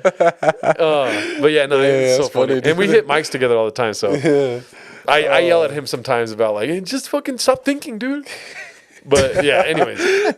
So I just that's the thing too. It's just fun, dog. So like if you're doing it with people you love, then like you're Gucci, dude. Yeah, of course. You're gonna get up there, you're gonna do great. And That's good. what's dope, you're around your friends that are Yeah. also helping you out, bro. Yeah. They're basically there alongside this journey that you're on, bro. That's beautiful, bro. That's dope. Dude, I mean, like I said, dude, fucking, I can't praise him enough. Jesus Sepulveda, dog. I've bombed on so many of his shows, and he still keeps me around. And I'm like, it doesn't make sense in like your mind. Yeah. You're like, if you do bad at a job, you're no longer welcome at the job. Exactly. But like I don't know. He sees something in me. He believes in you, man. He believes in me, and I'm like, what the fuck? Why would you believe in me, fool? Like, and don't watch this. I didn't say that. Keep believing in me, fool. Hey, dog, they just want to laugh. But no, I get it, fool. Because like when we hang out, it's like, dog. It's just funny, fool. Like we get it. Yeah. We understand. Like we make each other laugh. Yeah. He saw me perform in a different show that we were both on, but not his crowd. Oh. So like he saw me. I did really well. Shout out to Basement Dwellers, fool. That show's dope. I did super good, and then this is how I know he knows I bombed, dog. Because I went back to where I was standing, and he looked at me like he never seen me before. He's like, "What the fuck was that?" Yeah, straight up. I was like, "So you know I bombed, dude? You fucking." Yeah. But but even his crowds, I'm starting to do better with his crowd. So like, shout out to Nice. him. But I bombed so many times, fucking crazy. It's a learning That's experience, part right? of it, Yeah. bro. Yeah. You gotta bomb here. Yeah, and there, I bomb bro. it sometimes on here, dude. Yeah. Like I go blank on here sometimes. And Ramon after the show, he's like, "Dude, what happened, man? You folded like when the little brown boys were here." Yeah. I folded bad, Bro, dude. he folded nasty. Dude, I bro. feel like getting up and walking out, bro. Yeah, bro. Dude. They got you. Yeah, bro. they're They got roasting you. on me, getting at me. I was like, "Fuck, dude." But it's all love battle. Damn. But that like I said, that's a beautiful thing, bro. Yeah. Yeah, Nah, bro. dude, Jesus is a great person. Hell yeah. He's well, now that we saying all this stuff, bro, he sounds like a real dope dope dude, bro. And shout out to Eric Schwartz too. Like I opened for him once, and like he watched my set, and when I did good, and like his crowd, I feel like is more of the people that are going to enjoy me in the future. So like it was easier, I would say. Oh, okay. But like he sat me down after, not sat me down, but like he came up to me after, was like, "Bro, this part, like you could do this and that," and that shit's fucking dope as fuck, dude. That's the fun of it. Like, Yeah. it's crazy. Like I was on a long ass call with Jesus yesterday where we're trying to write something, right? And it's just us making each other laugh. Yeah. You know what I mean? And it's just, I don't know. It's like Lord of the Flies kind of thing. Like nobody's in charge, and we're just fucking having a good time. Same thing with like, dude, going to San Jose or Berkeley. We just went to Berkeley. The whole time was hilarious, dude. Like it was ridiculous shit you can't say on a podcast and stuff like that, right? But it was just so fucking funny, dude. And yeah, dude, that's why I wanted to do this to begin with. Like I remember hanging out at open mics with people not making money, and just like we're just here because we like in each other's company. Yeah. And there's some people that didn't get along, but we still enjoyed making fun of each other. It's like that shit. That was what's up. And like it's kind of like lost now as far as my perception of like the scene that I'm in or whatever. Yeah. But still, that core like culture that I feel when I do stand up is there, where it's like the culture of just having fun. Like that's all it's about. It's all about, bro. Yeah. You know, Drunk as you fuck. ever It's all about it, dude. I'm not even drinking, bro. Just kidding. You ever Surprised you're not drinking. I know, Chill usually I out. always do.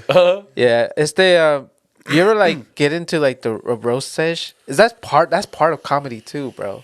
I think Roasting each other. Yeah. roasting each other, bro. There's things that I won't do, and like I'm not gonna do a roast battle at like a venue or anything. But like okay. obviously, like I remember. Shout out to Alfred Robles. I opened for Alfred Robles once.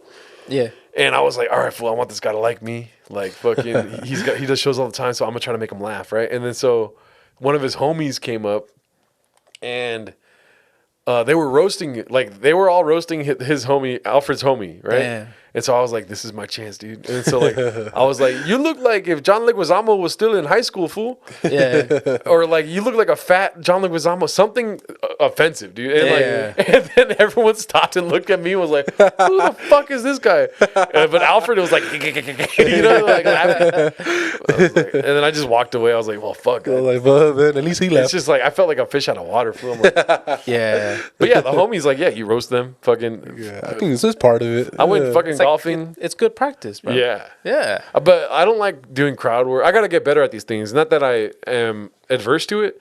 I'm just not. I just don't. I like doing material. Like I'll go on stage and do my material.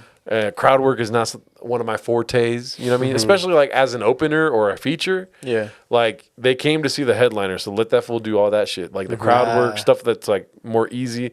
Yeah. It's gonna be easier for him rather than me. So like I don't want to touch it. Yeah, of course. But roasting though, like when you come up and stand up, like that was a big thing. Like the front row, it's like a thing, huh? Like, oh, you look like mother. that, Yeah. but you know, like roast battles, right? Like two comics get on stage and roast each other. Oh, yeah, that too. There's that. Like that. There's the homie Tony Asar coming up. You know, he would do roast battles. He lost like all of them. He lost every single roast battle he was a part of, and it was so fucking funny, dude. Because we would all make fun of him for it. Obviously, he took it like a champ. He was like, "I'm actually proud to. I didn't like." I got a thing going on here, dude. I'm going to keep it going, dude. I'm just going to lose more because I'm the guy that never won, basically. And there was one night where we were outside of a Denny's. The homie Quentin Mascartolo, I think he changed his name to Quentin Thomas. Him and Tony, and this is like all the people that were there still talk about this shit because it was so fucking funny. But they were just trying to roast each other. But Tony was just like not funny. And you'd think it would be funny after a certain point that this fool keeps bombing. Yeah. But it just makes everything Quentin say like hilarious because he's doing bad. So everyone's like not responding to him, and then Quentin just he says something that's a lot funnier. He could just say "caca poo pee pee," and we'll just be like, "Oh shit!" Yeah. But I'm more of like an observer of that kind of stuff. I'm like I like doing material. Yeah. That's more your style. I'm like vicious, dude. I need to find that.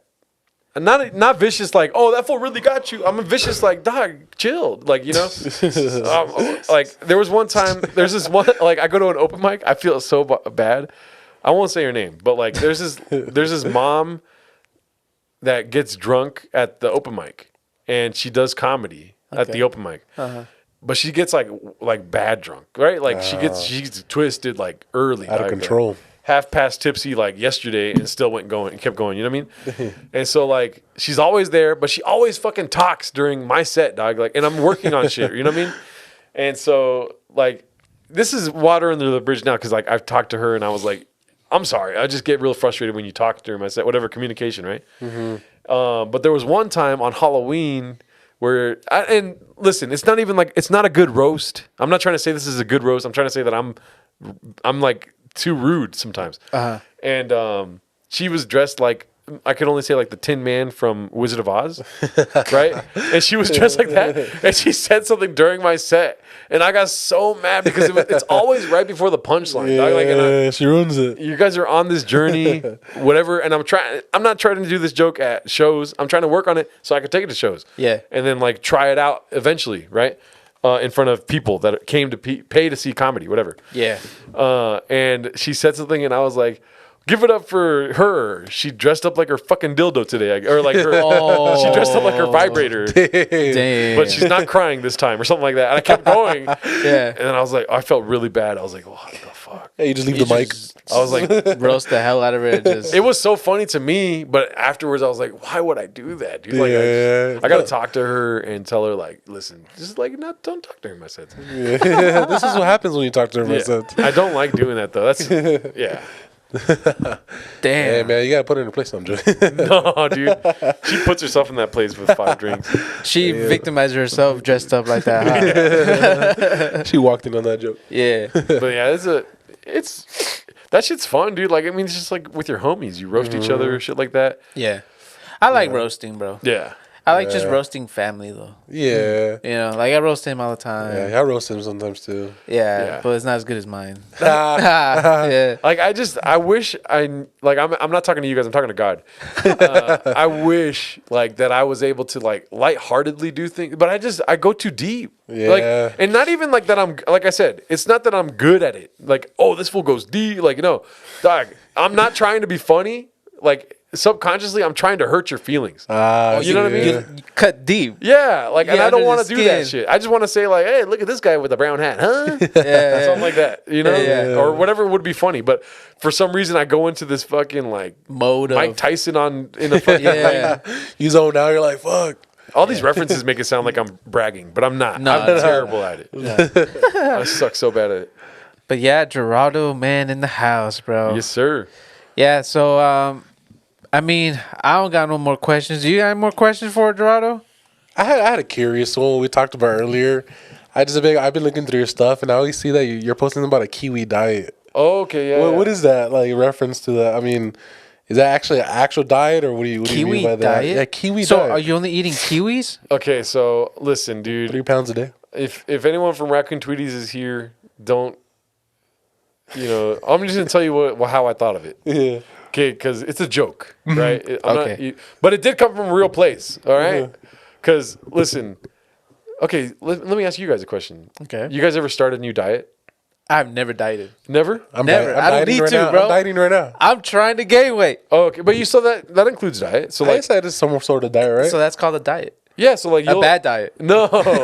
You're So, bulking. Yeah, like, you'll eat more meat or something, I'm protein. trying anything to fat me up, Yeah. bro. Anything. So when I do anything, dude, I go too far. Like, that's how it is. You know what I mean? okay. Like, Yeah, yeah. so when I first started to try to diet, I was like, all right, so I eat a lot of just cheese and fucking like, everything was cheese and sour cream, stuff like that. Like stuff that I don't eat now, basically. Like, I would eat too much. Like, and then I didn't even know about calorie counting. So I started thinking about calorie counting. And then one day, I was at the fucking Albertsons or whatever, Vaughn's, and I was trying to get like a salad or something. I spent like an hour just like staring at shit in the fucking Vaughn's, like, what's gonna be good? But what I think I walked away with was like the lime chicken, like microwavable thing. Oh, yeah, yeah, Because I didn't okay. really want to cook in my kitchen. You want to heat it up? So just throw that in the microwave, and then I had a bunch of rices. Me and Joel used to buy a shit ton of rices, and we just have a shit ton of rice ready to go. Just throw that in the microwave; it's good to go. And so I just had that, and I was like, all right, we're making progress here. You know what I mean? Yeah. And then I went back to the store. I'll be driving around. Like, I want to say for like 2 or 3 weeks before starting my diet or like changing like how I look and stuff like that. Yeah. Because I went ham. When we went to DC, I would just eat. I was eating so much, dude. You know what I mean? Yeah. And I was like, this is my last fucking hoorah, dog. Let's go. Let's go. And so I was like watching videos before that of like dieting and like what you should do. And so like I'm just like taking notes like fucking this is how people diet, dude. I'm gonna diet way better than them. I'm gonna die in a Yeah, diet. I'm gonna take the tea out. And that's just where my mind goes for whatever reason. I like that about myself. But like it's also, when you start to tell somebody else like your process on things, they're like kind of like giving you a face, and you're like, "Oh my god, am I crazy?" Yeah. And the answer is yes, but I like doing it in isolation, where I'm just like doing this fucking, whether it's like music or comedy, whatever it is, I'm just like Going hard on it. You're like Yeah. a mad scientist. yeah, exactly, dude. Yeah. Dr. Jekyll and Mr. Hyde or whatever. Yeah. Anyways, so all that's happening, and then I'm looking at I'm watching videos literally on like vegetables and fruits. And I'm like, oh shit, kiwis. I remember I had a kiwi once. That shit was bomb. I had that since I was a kid. Yeah. Elementary. And so like I was like, all right. And these fools are talking about how you could do dieting wrong and stuff like that. And so they're just like, don't like suffocate yourself. Like eat basically, but like eat. Yeah. And then so I started looking up each individual fruit and like, what's a healthy amount of banana a day? What's a healthy amount of apple a day? Oranges a day? And then all these things. And then I don't know how or why I went to kiwis, but I remember I tried one before, and I was like, that shit was bomb, right? Yeah. Kiwis are bomb. And then so for like a week or two, I just had 2 kiwis a day. Like I just had one in the morning and one at night, and then it turned into like fucking power popping like horse pills of kiwis in the morning, just 2, bop bop. Yeah. And then it became like an editing snack Yeah, where I was just like eating kiwi, and then I found out you could eat the fucking skin. Oh, you could? Yeah, dude. I didn't know that. There's a lot of health benefits to fucking eating kiwi That skin. hairy skin, bro. Yeah. I call kiwis the ball sack of nature, bro. That hairy, yeah, bro. Hairy balls. And so like also you could rub the kiwi skin off. Yeah, the hair like, fall off, right? On like your pants or something. Yeah. So you rub that shit off, and then or you could like do it with your hands and then just eat the whole Really? thing. And so I started eating kiwi skins, and somewhere in between that, I thought it'd be funny if I just told everyone because I know I was gonna start losing weight, Uh-huh. and a way to hold me accountable was to like tell the audience like to hold me accountable, but also make it a joke so Yeah. that it's not like with the one tear coming out. Like, I'm trying to Turn it into material. yeah, bro. Yeah. And I just thought of the all kiwi diet. So like, and then I turned it into like just different versions of that. Like, and then we like on one episode we looked up. We were just looking up like I forget what the argument was, but me and Brendan argue all the time. So like we were arguing about whether or not it's healthy for you. And in the comments, people were saying stupid shit like it's all sugar. Like fuck you, dog. It is all sugar. It's good sugar. It's nature's sugar. Yeah. But yeah. So and then we found out like if you rub kiwi on your skin, it's good for you. I'm like, dog, this sounds like the fucking miracle fruit, dude. What the fuck? The miracle fruit works for a lot of things, acne and all that. And then my girl started buying kiwis. She's like, I forgot how good they were. And so next thing you know, like kiwis are just everywhere, dog. Yeah. And then, Because we all your friends around your circle all eating kiwis. yeah, dude. And they were like relatively cheap. I would say like $8, maybe Like for a big 8 box, right? for like 8 of them. I think. Yeah. I think so, or $6 or something like that for the fucking Happy Kiwi, whatever they're called. Yeah. And I would just have them at my desk editing and like eat 1 or 2, and then like I just remember focusing on like I know I'm hungry, but I'm not gonna eat more. Yeah. So like something healthy. Kiwi Yeah. popping. Keep on popping. because like I started limiting myself to 2 kiwis. I'm like, all right, you love this shit, but you can only have 2 a day. And then so that was honestly like it was You wanted really, more. You're laughing, but like that was a struggle. Just kidding. No, it was really hard though, because the kiwis are so delicious. They I are want to good. have more. Wait, why can't you only have 2 a day? Because Google said so, dog. No, you could eat more than that a day, but like that's what. When I looked it up, it was like 2 kiwis is a part of a good diet or whatever. And so I would eat 2 kiwis a day, and then I was just eating like, and then I realized like this is more so the diet question, but like I was still eating a lot. But I realized I was like, oh Jesus Christ, I'm a fat fuck basically. But like, because I would make ground beef and it was delicious, but then I would eat a pound of ground beef, dude. I'm like, what am I doing? I mean, it's all protein. That's good. It's better than like the fries I would eat and shit like that. But then I was like, I feel like I'm gaining weight in a weird way. But and then I incorporated exercise, which was the 5K a day thing, The cardio, and I love cardio. I never ever liked running. no, I never liked weightlifting. I always liked elliptical. More, yeah. Just straight up cardio. Yeah. When I was at my lightest, I was biking all over the city where I lived in Rancho, and it just I like weight shed it off me. But I enjoyed biking everywhere. Yeah. So I started running, enjoyed running for the first time ever. I never thought I would like running. But wait, I was saying something. I'm sorry. What was I saying? It's all join running thanks because of the kiwis, bro. Oh yeah. Oh, but the calorie counting, basically. So I got somewhere from kiwis to calorie counting happened, and then I started losing weight a lot faster. And then I realized like what full is as opposed to like what I thought full was. You know what I mean? Yeah. And then I incorporated like some days, not all the time, but intermittent fasting. Oh, okay. I've heard of that. Yeah. And so I wouldn't eat until like 6 p.m. and I would eat the OMAD, 1 meal a day.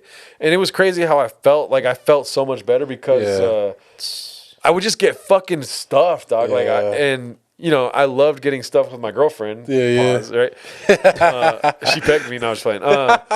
No, so like I would love getting stuffed. Like me and my girl would go to an Italian restaurant and just eat so much, and then have like fucking cannoli or fucking cheesecake shit like that. Yeah. And I enjoyed it, but we would both be back at my apartment just like, Food comas. Stuff, bro. and I thought that was normal in a weird fucking way. I thought that was normal. And so I just stopped. I had to talk to my girlfriend and be like, I'm gonna try to lose this much weight, and I'm gonna stop eating crazy like that. Yeah. How'd she take it? She was like, I don't know. You're gonna look different if you're that skinny. I like you the way you are. Yeah. Girls are gonna look at you. You just want it because you want girls to look at you. That's a girl She thing. starts getting all toxic. Nah, she's pretty good about not doing that. Yeah, Yeah. for sure. Like for me, it's just straight up. I just want to look good, feel good, and when I see what I'm gonna see I mean, listen, maybe I end up being open micer for life. If that's the case, then that's dope too. But like, I want to see myself in places that I watch comedy because that's where I want. You know what I mean? Yeah. Of course. And if I end up seeing myself there, I'd want to be happy with my appearance. the way you look. Yeah. So I'm not Also, you'll be more able, like health wise, whatever you're doing, you can be able to do it longer. Yeah. Yeah, because you're in a better health. You won't Yeah. breathe hard and all that. all tired getting on the mic, Yeah. Yeah. Because another thing too, Snoring. with the success of Isimo, whether it's the first crew or the second crew, like one thing that I always walk away with is like being a vessel for somebody to talk to me about sobriety, dog. Like, especially the first round when I was exposed to a bunch of new people and they were curious about sobriety, and I would answer their questions and stuff like that. And I love doing that, dude. And it's like, I struggle with sobriety, meaning I've still been sober for this whole time, but like I do, like I want to fucking smoke weed. There's I want to temptation still. Yeah. Yeah. And I always, there's like this crazy thought whenever I'm like, when I would be at Studio M, or like when I would be at the fucking Chatterbox or wherever doing comedy and stuff like that, I'll think to myself, like, it'd be so dope if I just took a drink right now. I know it would like liven the room up. Yeah. You know what I mean? Like, it's bound to happen. You know, Gerardo's first drink back. And that shit's crazy to me. Like, I think about that, and then I'm like, why the fuck do I want that? You know what I mean? Yeah. Anyways, all that to say, like, just like I enjoy being that, like, of service in a sense. Yeah. Where it's like, if you needed somebody to talk to about something you're struggling with, Yeah, you're there to help them out. for the most part, it has been sobriety, because nobody was looking for me for fucking weight loss advice. You know, It will come. yeah, right. So like, just like with being sober, like with losing weight, like these are the things that I enjoy in creators that I watch, where it's like, I want what they have. And I learned that through sobriety too. It's like, if you want what somebody has, you take their advice. It's like natural. Yeah. You know what I mean? Yeah. That's true. You know? Not materialistic, but like something that they're doing. Exactly. Yeah. Like happy, free, and fucking what's it called? Joyous. Happy, joyous, and free. Yeah. You know? Of course. So Dig that, bro. Hell yeah. You know what? Yeah, dude, you haven't been using the sounds this whole episode, It's because I'm bro. so engaged with Gerardo, bro. That's Yeah, why, me too, man. I forget about it, bro. I forgot you had that there. I know, me too, bro. But I'm glad that you're able to come through once again, bro. thanks, Gerardo back with Shade of Round. Gracias. I know. Second round. I don't know why my nose started fucking getting stuffed during this. Yeah. Really? Mine's too. My nose is weird. fucked up though from doing drugs. Look at, if you push right here, it feels like a plastic straw. Oh yeah, it does. It does. Yeah. It's crazy, dude. Yeah. Damn. It does I know. actually. It's fucking marijuana, dude. But do you want to say anything about like your future shows or upcoming shows? Yeah, I mean, You're doing a lot of shows. Yeah. yeah. Right now, I'm looking for a place to stay. So, like, I'm looking for an apartment. Yeah. And so that's kind of on the forefront. But I'm pretty sure March 16th, I'm going to go to Yuma, Arizona. Oh, I don't nice. know if there's like, I don't know. There's no ticket link. I don't have a ticket link, but it's like some sort of conference. So March 16th, March 27th, I'm in Phoenix, Arizona. So We have family that live in Yuma, no? Yeah. Yeah. Oh, We do. Hell yeah. Yeah, I don't know what, or it's shout out to Charles. He got us on the show in Yuma, March 16th. And then the Wednesday, the 27th is Phoenix, Arizona. And then Bellflower, March 23rd. So Bellflower's in Los Angeles, March 23rd. Okay. The stand-up comedy club. I love that place. Nice, nice. And that's so funny. You listen to like comics on podcasts and they're like, that's a great club. Dude, right now, what's today? Fucking March 8th? March 8th, yeah. 2024. The stand-up comedy club is my favorite fucking comedy club, dude. I'm sure that'll change, but Yeah. I'm gonna be there. And then I have a show coming up at Flappers sometime in April, I believe. I think it's the Flappers. first. I could be wrong. I think it's the first weekend in April.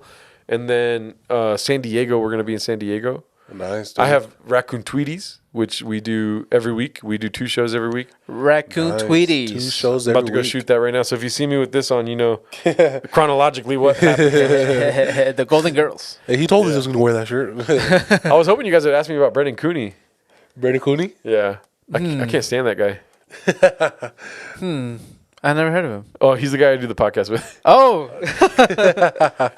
I'm a Isimo fan. I'm sorry. Oh, I know. You want to see a picture of him? He looks disgusting. Oh my God. I saw your post. Is he the one that came in on that video you put on your story? Maybe. Oh, I get no service in here. What service do You you can get on the Wi-Fi, bro. It's open. Oh, let me see if I could do that real quick. Sorry, I hate dead air too. Don't search nothing, you know. Don't search it. I don't search shit, dude. What are you searching? Type POR right now. POR. Oh, a lot of shit will pop up for that. Portugal is my favorite country in the world, dude. It's not fucking loading. God damn it. Damn. All right. Anyways, he's disgusting. Just kidding. He's disgusting. He's a ginger. You guys know gingers? Yeah. I don't even know one in my whole life. Fucking A. Dude. Are you guys friends with Irish people or no? I don't know many Irish people, bro. No? Not I around don't here. even know one. Well, he's my old coworker, and he was like a druggie. That's what I'm saying, dude. Yeah. Just kidding. No, you know that See what I mean? Mexicans and Irish people have like a weird connection. Do you know that? Really? Yeah. Like we're alike? Like Well, culturally? First of all, I'm not a historian, but from what I remember, Mexico celebrates St. Patrick's Day because during one of the revolutions, I don't know if it was the September one or a Cinco de Mayo. No, one of the major battles, an Irish battalion helped out Mexico. And so like they hold this fucking whoever that captain was, they hold him in high regard. They have like some sort of statue of him in DF, and like they fucking love Irish people. Wow, I didn't know They that. helped us out. Yeah, they helped us out. Damn, all right. That's, there you go. So next time you see a fucking Irish dude, hug him, dog. I'm a hug him. He's a Buy him compa. beer. He's invited to the carne asada. Exactly. Exactly, dude. He's Yeah. Mexican from now. And on. they eat potatoes. They eat fucking Bro. Canelo's Yeah. Carrot Top. Is he? yeah, Yeah, he Canelo, is. He is. Yeah, he is. Carrot Top. caramel Yeah. hair shit. Was Irish, low key. Yeah. So, honestly, dude, that's why Canelo's fucking. He fights like this, dog. Yeah, hell yeah. But I appreciate you, bro, man. No problem. Yeah. Who do you guys think will win with Jake Paul Tyson? and Mike Tyson? Tyson's gonna win, bro. He's gonna get in that mode and beat that dude up. I want Tyson to win. Yeah, well, I do too, but Yeah. I don't know why you would do that. Not from Tyson's point of view, but like From- if you beat Tyson, you lose. You know what I mean? He's an old fucking guy. yeah, I he's see like what you mean. retired. Like, why would you want to fight him? Yeah. An old man, dude. Yeah. He's strong still, but why would you want to go against someone who's like, what is he like in his late 50s, early 60s? Yeah, dude. Yeah, he's he is. fucking old as He shit. is, yeah. It's like beating up your grandpa, bro. That's fucked up. It is, dude. Keep your hands off my grandpa. A grandpa that Exactly, can bro. fight, though. Hey, that's true, man. He could fight, Yeah. dude. Yeah. Damn, dude. But like, when you get older, shit don't work, dog. yeah. Yeah. Yeah. Like, is there a Viagra for fighting? Viagra for fighting. Steroids? Oh, yeah, I guess there is then, huh? Cocaine. Cocaine. Cocaine, bro. Okay. If you take coke, I don't know. Would you even feel the punches? Probably not. They have to tase him down, bro. Hey, the fight's over, bro. That'd be fucked up. Imagine Jake Paul takes the fight with Mike Tyson and ends up tasing him. Have to win the fight. Yeah. No, Imagine- no, just like not even. He's like, fuck this. Huh? Imagine Mike Tyson bites his ear. That would be awesome. Okay, so that's the way that Jake Paul could win. Is Yeah, if probably. he gets his ear bitten. Disqualified. Mike Or Tyson would be Jake Paul disqualified. biting Tyson's ear. Probably, dude. Damn. Yeah. I think I'm rooting for fucking Tyson though, because if Tyson me beats too. Jake Paul, that would be fucking epic. Yeah, I want to see a YouTuber get beat up by Tyson. Yeah. Dog, you're on YouTube right now. Dog, what are you talking about? I He's know, like, right? people are watching him like, oh, you want to see that, huh? Yeah. Or We both hey, he was just like, we both get beat up. he told me to say that before the show. Stop. It was all like that. That's going to be dope, though. Yeah, I'm excited. I'm excited about that. There's a dude. lot of good fights coming up lately, though. Which other one is Canelo versus Another Mexican dude. Yeah. Yeah. and then Anthony Joshua? No, not Anthony Joshua. You talking about the other fight? The other Mexican dude, the Oh, younger guy. Yes. No. What's his name? Oh, Ryan Garcia and Garcia. Hanley. Yeah. Or Haney. Yeah. Yeah. About that, it's funny you bring that up, bro. I was watching what's that called? Like their little face off or hearing Oh, or yeah. whatever you want Press to call conference. it. Press conference. There you go. It's funny how he tries to like rep Christian or Jesus or whatever. Oh, It's Ryan like- Garcia? Yeah, and then like Yeah. he flips, bro, the Yeah. other way, bro. Like like He's been acting weird nowadays with the whole Christian thing. yeah, and Really? yeah.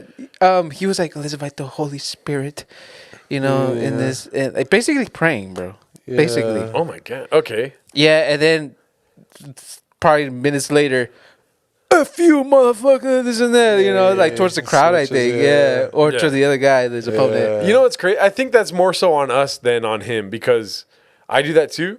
Where I think like, wait, this fool's Christian, Doug.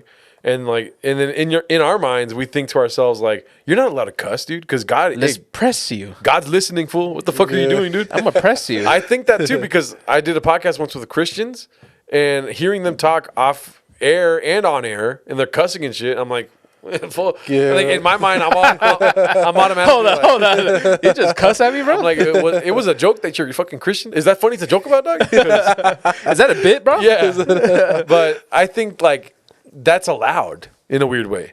Yeah. Like, I mean, you know, Catholics, we could just fucking be like, hey, guys, sorry about that, fool. Like, I was fucking around. I mean, I did it again right now, but Yeah. you just confess. More lenient nowadays about all that. Do you guys ever get scared enough to want to go confess for your sins? Oh, Like dude, a Catholic? Yeah. I get scared all the you're time, not bro. Catholic. I'm huh? not Catholic. Oh, okay. I'm actually Christian. Oh, okay. Yeah, I'm I fucking just Christian, leave, I just bro. leave right now. I just say it like that, huh? You devout. I think about that sometimes because I'm Catholic, so like I probably got Catholic guilt built. Bro, in me. we're all under that umbrella, same Yeah. umbrella, bro. Yeah. Yeah, I remember I blew somebody's mind because I was like, all Catholics are Christian, but not all Christians are Catholic. Yeah. Yeah, it's funny in a true. sense. Yeah, That is Yeah. true. It's funny though. Yeah. But sometimes I'll be thinking like of a tsunami or something like that, or What if I die right now? earthquake, and be Yeah. like, what is it? Biological clock is ticking, right? Dude, my worst fear is a tsunami, bro. Oh my goodness. Really? Yeah, dude. That's why I would never love to live on the beach. Because what if a tsunami just occurs? This fool. Earthquakes, I don't mind, The but finances aren't there either, fool. He's like, I had a choice to live on the beach, but the tsunamis are scary.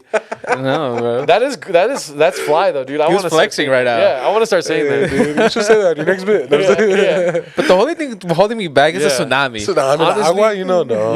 Yeah. For me and my family, I made a decision not to move to the beach, fool. Because of the tsunami. Because of the I was tsunami. about to buy a house too, but no. I was thinking about renting first to see what it's like, but then that's even risking it then, fool. Is that covered in insurance? Yeah. Oh man. Am I going to have to finance a golf cart to get out of there fast? I have to buy a boat? Boats are sick, dude. Yeah. But I don't know. Dude, imagine getting rich and wanting to buy a boat. Ah, nah. I wouldn't do that. I wouldn't want to do that. I would love to like, I don't know. Dog, if I'm rich, there's no reason to go to the water, fool. I feel like the only way for me to go to The water comes to you, bro. Yeah. You're rich. Yeah. Oh, I thought you were talking to say like girls get wet around you and shit. That's it. Yeah. Hey, both of them, bro. Both. Yeah. Yeah. But I'm both. I just never. That's a different kind of rich, dude. Yeah. That's that kind of rich where you didn't do anything to get rich. You're like, give me a boat. Yeah, You know? I got Slap your finger. Yeah. I want a boat. Ain't no Why? Just Yeah. because. Ain't no ghetto kids from the hood like wanting to go swimming, dog. You know what I mean? Or like Yeah. having anywhere to be around water. Wrong water, yeah. They get fucking cars and shit. Yeah. I'm not That's true. ghetto. Like that's just my thinking also. Yeah. Yeah, no, I'm the same way. I align. We want spinners. Yeah. I want to live next to a golf course. That's probably like the most fucking. That's your a flex. dream right there. Yeah. That's a flex. You've been golfing. But like I would, but the earthquakes at golf courses is the only thing keeping me. It's the only thing keeping me from doing that. Remind that. I would like to be at a country club, but the tsunamis around that. it's right on the San Andreas fault. It's right on top of it. Nah, but same thing for me. It's like hurricanes, tornado, anything spinning in the air, food, and it's bigger than me. Yeah. The fuck, dude! I would not be able to do that. I'm terrified of earthquakes though. Oh no, yeah. Earthquakes are scary, bro. Because you can't do nothing no matter where you're at. See, here we go. See, not even like, no, it's all right, dude. They rarely happen. He's like, no, it's the worst thing of all time. You're so No helpless. matter where you're at. You gotta You're home. be in the air, bro. That's the only way you're safe, bro. Nah, earthquakes are fucking terrifying, dude. They're terrifying. And when I start thinking about it, I can't stop thinking about it. That's the problem. True. Like, And you start thinking when the aftershock. yeah. Like, okay. Yeah, that too. Yeah. When it Those are happens, the worst, fuck dude. that shit, dude. I used to. I'm a lot better about it now because it's irrational thinking. Like sobriety, you kind of like try to like classify things. Live with it. But when it was rational in my mind, I would have my shoes next to the door. Because I Ready. hide under the desk and shit. I'm getting yeah. out of the fucking What building. kind of Yeah. stupid Who would thing? hide under that, bro? You're gonna get crushed. But Exactly. apparently it's the right thing to do, right? I don't see the logic of I that. don't want to find out. I'm going to run outside. Yeah, that's more logically. Yeah. Hey, you just find out, I'm gonna sprint run. the hell out. Yeah. Yeah. But that's the thing, though. You have to hide under the desk because things falling on the desk won't fall on you, right? In the middle of the door. If you run outside, wait, I see your head turning right now. If you run outside, power lines start to break. You can get electrocuted by a power line. That's true. And Oh my God. And when you start breaking it down like that, you go outside, you see more power lines than there are power lines. Hey, you know what I mean? you watch 1,000 Ways to Die, huh? No, I YouTube this shit. Like, YouTube is the source of all my knowledge and fears, dude. Damn, nowadays, yeah. Yeah. But what's the How to fix a car. probability of that, bro? It's more possible to get crushed in the building. I think just let things play out, bro. You die, bro. Oh, just Gabe is just like this yeah. during an earthquake. Everything's all jiggling. He's like, I'm letting it happen, guys. Dancing I'm mama. letting it happen. yeah. Nah, earthquakes are the most terrifying to me. Yeah. Because it's probable here. It's like, Yeah, California. Bro, the 2019 one scared the hell out of me, dude. bro. where was that? It happened Ridgecrest. Ridgecrest. Ridgecrest. Ridgecrest. That was the epicenter. And we're not far from it. Like an hour and a Bro, half. I literally saw cars surfing, bro. Yeah. Yeah, that's fucking wild. Yeah, I never seen that before in person. Yeah, see, That was wild. We had a lot of aftershocks, too. We had a lot, bro. We were like scared, like when will it end, bro? And they were all strong. Yeah. Yeah. Mom is. I'm serious, bro. I'm surprised how are we sitting in still in this building, bro. I would just be like, Dude. Those were scary times. I turn gay every 5 minutes, bro. Because of that shit. Yeah, bro. you turn gay? Every 5 minutes. Ah! Oh, I'm like, what? Hey, it happens. Hey, no. You single, bro? You make out fools every aftershock. Start making out the closest man next to me, bro. Fuck, dude. That guy's like, I fucking hate earthquakes now. I liked them before, but Mr. Tsunami keeps fucking kissing me. Nah, that's fuck that. Were you by yourself? No, luckily for me, I was the first one. I was working, and I remember seeing my boss. He was kind of big guy too. He ran so fast outside, bro. I was like, whoa, you know. And the second time, me and my boy actually were able to run out the building, and literally I had to stand like this to keep my balance. Yep. And I saw the cars doing this, bro. Yeah, bro. I'm pretty sure everyone from the AV that's listening to this, they know what I'm talking about, bro. Yeah, those were scary times, bro. I was by myself at my mom's house when I want to say I was probably like 17 or 16, something like that. Mm-hmm. Yeah. By myself, laying down, fucking vegging out, watching a TV, and the fucking all the glasses in the house or whatever, like cups and shit. Yeah. Like, and I got up and I realized how alone I was, and that was the most terrifying thing of all time. And then that's when I darted to the door. Like There you go. I froze. That's the logical thinking. But I froze for a second, and then when I guess when it kind of stopped, Yeah. I fucking darted to the door, and then I went outside. I was like, it's like a short run too. It's an instinct, bro. It's an instinct thing. It was, but ever since then, like I remember once I think I was streaming on something in Claremont in my apartment, and I was online with a camera on me. I remember that. I don't know what it was for. During the pandemic, we did Zoom calls with all the comedians that we would be at open mics together. So we started doing these Zoom calls when everyone was locked up. And so I was on a Zoom call. Everyone was locked up. You know what I'm saying? Coronavirus. And I remember right when I felt it, I grabbed my shoes so fast and put them on, and I ran outside. And like that, dude. Like I was Not even looking like. Yeah, I just fucking got my shoes off because they were there. They were ready. Yeah. And this was at like the height of my fucking earthquake, like irrational thinking. Oh my God. I was ready to go. Crocs, just fucking throw on Crocs and run outside. Hell yeah. And then the homie Josh came outside. He's like, "You good, dude?" And I was just like, "Fuck, it's not funny, dude. I'm out here. It's fucking shaking. What the fuck? Like it's his fault. Like it's his fault that it was shaking. I don't like that. You know that, Like he caused it. dude. Oh, Man, dude, but earthquakes, I man. want to say that's the last time that I've felt one that. The 2019 one, it felt like pretty far. You guys didn't feel anything around that time? It was like it was on July 4th. Yeah. 4th of July. Yeah. Yeah, like after. 2019, you guys didn't feel anything out there? Because it reached pretty far, bro. It was strong, bro. I feel like maybe I did. It, Or maybe it wasn't too hard I for was them. scared as hell, bro. Yeah, I was I scared. think too. what was I? I doing? filled my car up with like gas just in case Oh, yeah, the end of the world. Yeah, bro. I was ready, bro. Yeah. Yeah. I fantasize about that sometimes, dude. It's like I started buying 5 waters at once.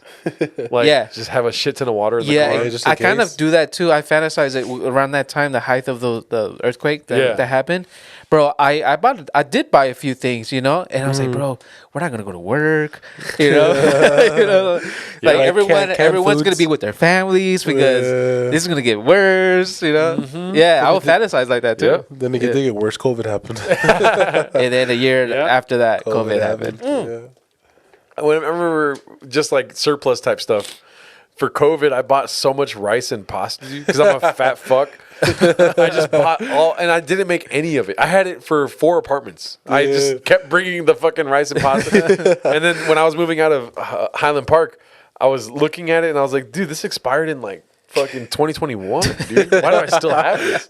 I'm like smelling it. Yeah, just been checking if it's still good. Yeah. I didn't know that pasta and fucking rice expired though. I didn't know that either. I thought rice runs pretty forever. I know. And beans, no? I think only if it's canned, vacuum sealed. Tomatoes last forever, apparently. Fucking canned tomatoes. Canned tomatoes, yeah. What? They last They a do. long ass time. Like 4 years, bro. Yeah. 4 Damn. years, yeah. You studied food. Yeah, study food. Yeah. Another thing too is like I had an Aquafina, and it wasn't in like a bad place. It wasn't in like a car for years or anything. But I drank it like a month before it expired, dude.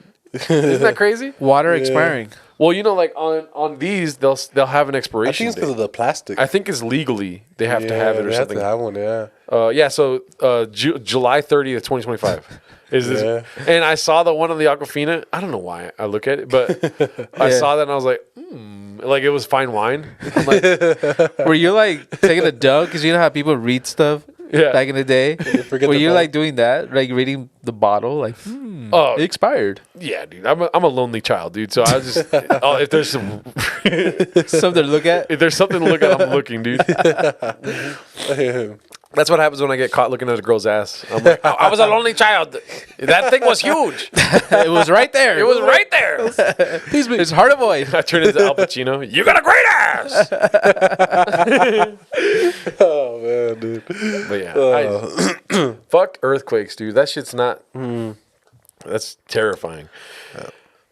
But there's people have it worse in the world though. The fires in Australia, the earthquakes in Japan, shit like that. So the fires in Mexico. The fires in Hawaii, dude. Yeah. Fuck People that. say they saw a laser come down and cause the fires. It's a but- conspiracy. Conspiracy about that. They but- were high, probably. Yeah, probably like, oh, Yeah. The fuck, what was that? The shooting star. I picture like Polynesian people speak like Cholos do too. Hey, fool, Hakuna Matata, homie. Hey, probably, bro. Hey, bro, chill. Not from around here. No. That's Like, it's south, yeah, that's southern. My bad. dude. Like, why is that? Like I just bombed right there, on your stand up. Like, why does the guy sound southern? Hey, bro. Everything's 15 minutes away, fool. Hawaiian time, dog. Doesn't that sound like I could be kind of Hawaiian when I say it like A little that? like Cholo Hawaiian. Cholo Cholo Hawaiian. Hawaiian. Cholo Yeah. Samoan, dude. Cholo Samoan. Yeah. Chomoan. Chamoan. Chomoan. Chamoan, bro. I bombed. I like No, I like that. Chamoan. Chamoan. Hey, bro, we're going to put the fucking pig in the ground. You can't say fucking, though. I don't feel like they would say fucking. Nah. We're going to put the pig in the ground. The ladies are going to put on dresses and dance, fool. Hallelujah. Hallelujah. Hallelujah, fool. Do they say that? Yeah. Yeah, probably, yeah. Hallelujah. or something. Hallelujah Matata, dude. Hakuna Matata, fool. That's an African thing, right? Hakuna Matata. I think so. Yeah, is it? Because I mean, Lion King took Oh, place in yeah, Africa. you're right. Yeah. Yeah. The safari. Damn, dude. bombed. I always wanted to. Why? Oh, no. I was just thinking I always wanted to be Pumbaa, dude. Oh, Puma. Pumbaa was so happy all the time, Yeah, dog. he was. He was man. just like, fuck the bullshit. Yeah. Come on, Timon. I actually Yeah, had that's it. true. Yeah. Me and my, well, he was like, at the time, he was like my best friend. He was kind of bigger. Mm-hmm. My name is Ramon. So they called us Timon and Puma. That was kind of Timon funny, and Puma. hilarious, bro. I'm not even trying to be mean, but low key, you look like Timon. I'm not ready. If you, he stops the podcast. Hey, no. And He cuts your mic. He's like, Yeah. fuck this. Hey, bro, you guys should be Timon and Pumbaa. Dude. I know, right? Hey. Puma. You bro. can't lose weight. Yeah. You have to, if anything, got to gain some. Yeah, exactly. You gotta gain more weight. Yeah, you got to get a raccoon face, like the fucking black here, black. For Halloween? Or, Yeah, for Halloween, dress up like that. Timon and Pumbaa? Timon y Pumbaa. The Mexican Hey. ones. I mean, it's just It's a good idea. You guys It's did a Good it. idea. I'll pull it off. That should be our new podcast name. Yeah, Timon and Pumbaa. you're leaving money on the table, dog. Exactly, dude. You're gonna be up there. Capitalize already. on that, Up there bro. by now. Yeah. Timon and Pumbaa, Dodger fans, dude. Exactly. Yeah. Imagine. Chicanos, Timon and Pumbaa. Yeah, Timoni. Some Mexican looking fools. Huh. Yeah. And now you guys got to find your Simba, dog. Exactly. There you Damn. go. Yeah. He's got to be young though too. He's gotta be a young one. And you guys got to grow him into like you know, Axel, bro. I was about to say. Axel. We got a homie that he's been wanting to like be part of it. There you go. Yeah. You got to. He's young too. You got to make him sing like this. I know. We'll pick him up right there. Yeah. There you go. When he joins, we're like, Yeah. Well, you need a Rafiki to do that. that's true. Oh yeah, we Yeah. need a Hey, whole- Irvin Pacheco could be referred. There you go, Rafiki. He's older than all of us. Well, that fool, he's not going to be able to lift anything, but yeah. Yeah, I mean, yeah. That fool's going to have to draw some shit on the walls and shit. You know? It is his Forward. place. He could do it. Yeah, Yeah, true. just like, and then With you some got, lube. you got to have a lot of energy and you got to be chill as fucking Exactly. and happy. You're already there. I'm dude. already there. I think You're I'm already there. I yeah. cut for it. Yeah. Yeah. You gotta get there. Born to be Pumbaa, dog. Puma, bro. Timon is you got a Timon vibe too, a little bit. I do. Not a lot, Okay. but you could work on it. Okay. You know what I mean? Yeah. And Yeah. then I'll be Scar, dog. Scar, you be scarred. Damn. I'll kill Mufasa, dude. Fucking, damn. you know what I'm saying? You can pass for Scar. Yeah. Yeah. I'm gonna have a talk with Simba, be like, hey, dog. I'm your Theo and everything, but I know Mufasa said all that shit about the land you see, fool, but it's mine. Fool. The dark taking side. it. Yeah. The shadows. yeah. Yeah, and then fucking shock him with electric. Or that's Star Wars. Yeah. All right, but Yeah. Oh man, this is a good episode. Man. I love this Think one. about man. it, dude. hey, yeah, bro. I appreciate you, bro. No, thank you, dude. I told you I'd come back, fool. What the fuck? I know, bro. Like, you Kept his word, man. Hey, Kept his you word. kept your word, bro. Tell Pacheco, dog. What I the know. fuck? Damn, dude. Pacheco, I'm gonna Keep- send that. keep your I'm gonna word, Pacheco. I'm gonna screenshot that part. He said this, Pacheco. I did that the first time I came on. I was like, I forget who though. That should be the caption. He's like, Yeah, the last time you were with us, we played the game Yosabo. yes. Remember that? Yes. And you. They never reached out to me still. No, yo sabo. sabo. No saben estos. I complained and they still didn't reach out. Damn. I mean, I don't have a fucking Latino podcast no more, so it's But yeah, I get. But fucking bitch ass motherfucker. No, I don't care. I like the clips I see from the Yosabo stuff. Please, no, they're good people. And I Yeah, fucking yeah. suck ass at that game too, so. No, you had redemption on the day. Oh, yeah. You did because you wanted like no, let's do it again. Yep. 3 more, give me 3 more. I still remember, bro. That shit. Yep. Yeah. He saves that video at night. He watches it every night before going to sleep, bro. Before I go to sleep, bro. Like He's like, I forgot what he does. Oh, let me see. He's like, He's on a date with a girl. He's like, yeah, what? just rub one out real quick. at your later in life at your son's baseball game. I'm watching a video right now. What, he struck out again? Yeah. It's my favorite part, right? Yeah. Mijo, I want you to be like him. Like this. I want you to look like him Yeah. too. Don't ever give up, fool. Redeem yourself.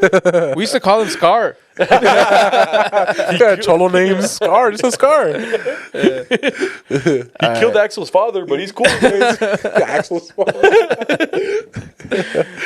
right. But do you want to say your social platforms real quick for the people?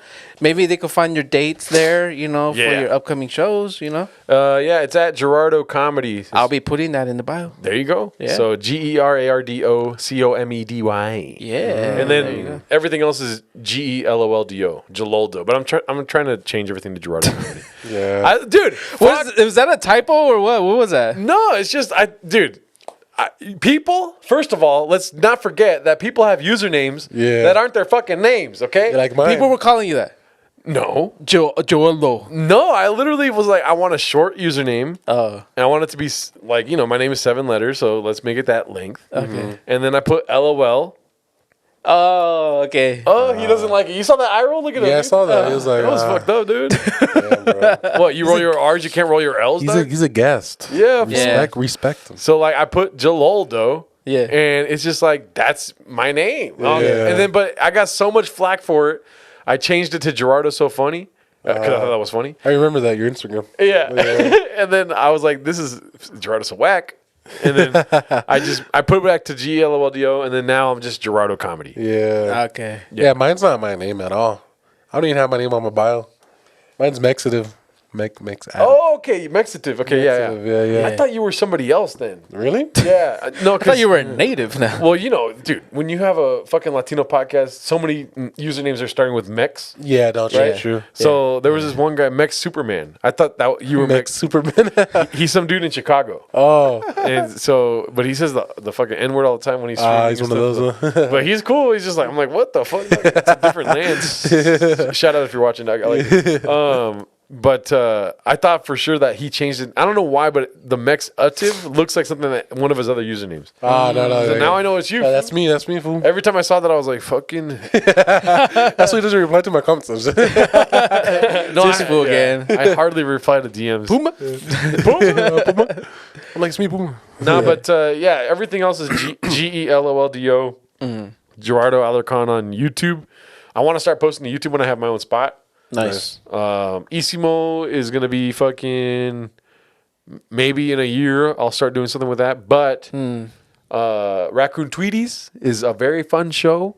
We basically talk about shit that's happening in the world of comedy every week. Where can they catch that? Raccoon Tweeties has its own Instagram. We're not really active on there at all, but that's a place where you can at least get the link tree shit going. Yeah. And then YouTube is Brendan Cooney is the YouTube name. Okay. But yeah, dude, that's fucking. We post twice a week, and then the Patreon we do stand-up special reviews. Sick. So we have like 24 of those done right now, and 150 fucking random shit on the Patreon. All right. So that shit's fucking fun, dude. I love stand-up comedy, and that's basically what Raccoon Tweeties is about. Just, we talk about stand-up and shit happening in the world. Sick, Cool, bro. man. Hell yeah, bro. Man, I love seeing your journey, this new journey of yours, bro. Yeah. You know, we're watching you, bro. You know, applaud you, bro. Thank you. You know, your weight loss journey, even. You got a lot of journeys going on right now, man. Yep. Yeah, but a shout out to Gerardo, bro. Still a legend in my eyes, bro. Still OG. Thank you. You know, so Shader Brown, Ramsey, Gilbert over there. Yep. Gerardo. Gilbert. I said Gabriel. Yeah, you were saying Gabe, but I was like, I don't want to correct him right now. What the fuck? Gilbert, bro. Gilbert. Oh, I feel terrible, dude. It's okay, man. I forgive you. Call him Guillermo, bro. That's an insider. Anything but Guillermo, bro. It's an insider right now. Guillermo. I listen to Gilbert Arenas all the time. Oh yeah. Yeah. You should remember my name. Yeah, I should have remembered your name. Yeah. I swear to God, you said Gabriel. You're fucking with me, dog. Just kidding. I'm sorry about that. It's okay. Yeah. So this has been another episode of Shader Brown Podcast. You could catch us on the Apple Podcast, Spotify, YouTube. Like, subscribe, leave a comment, give us a rating on the podcast platforms. We're gonna continue doing this, bro. Yeah, we are. I'm not gonna start stand up comedy. I'm gonna keep doing that. I'm just kidding, bro. Imagine. Fucking e-kiwis. Kiwis, man. Yeah. Two a day. We'll E-kiwis? Yeah, two a day. With the skin on. Yep. Rub it on you. Rub it out before you eat it. Rub it out. Yeah. Yep. Rub one out. Yep. There's nothing like jacking off with a kiwi in your mouth. Two of them. A friend told me that. Two of them. Two of them. That's exactly. Yeah. Look for the hairiest kiwis you can find. That's fucking disgusting, dog. Put one in your butt. A hard kiwi. Or maybe like a fucking ripe avocado. Oh, okay, let's stop kiwi. Talking about experience here. Yeah. But thank you for listening. Thank you for watching. See you guys on the next one. Shoo! Later. Eat it.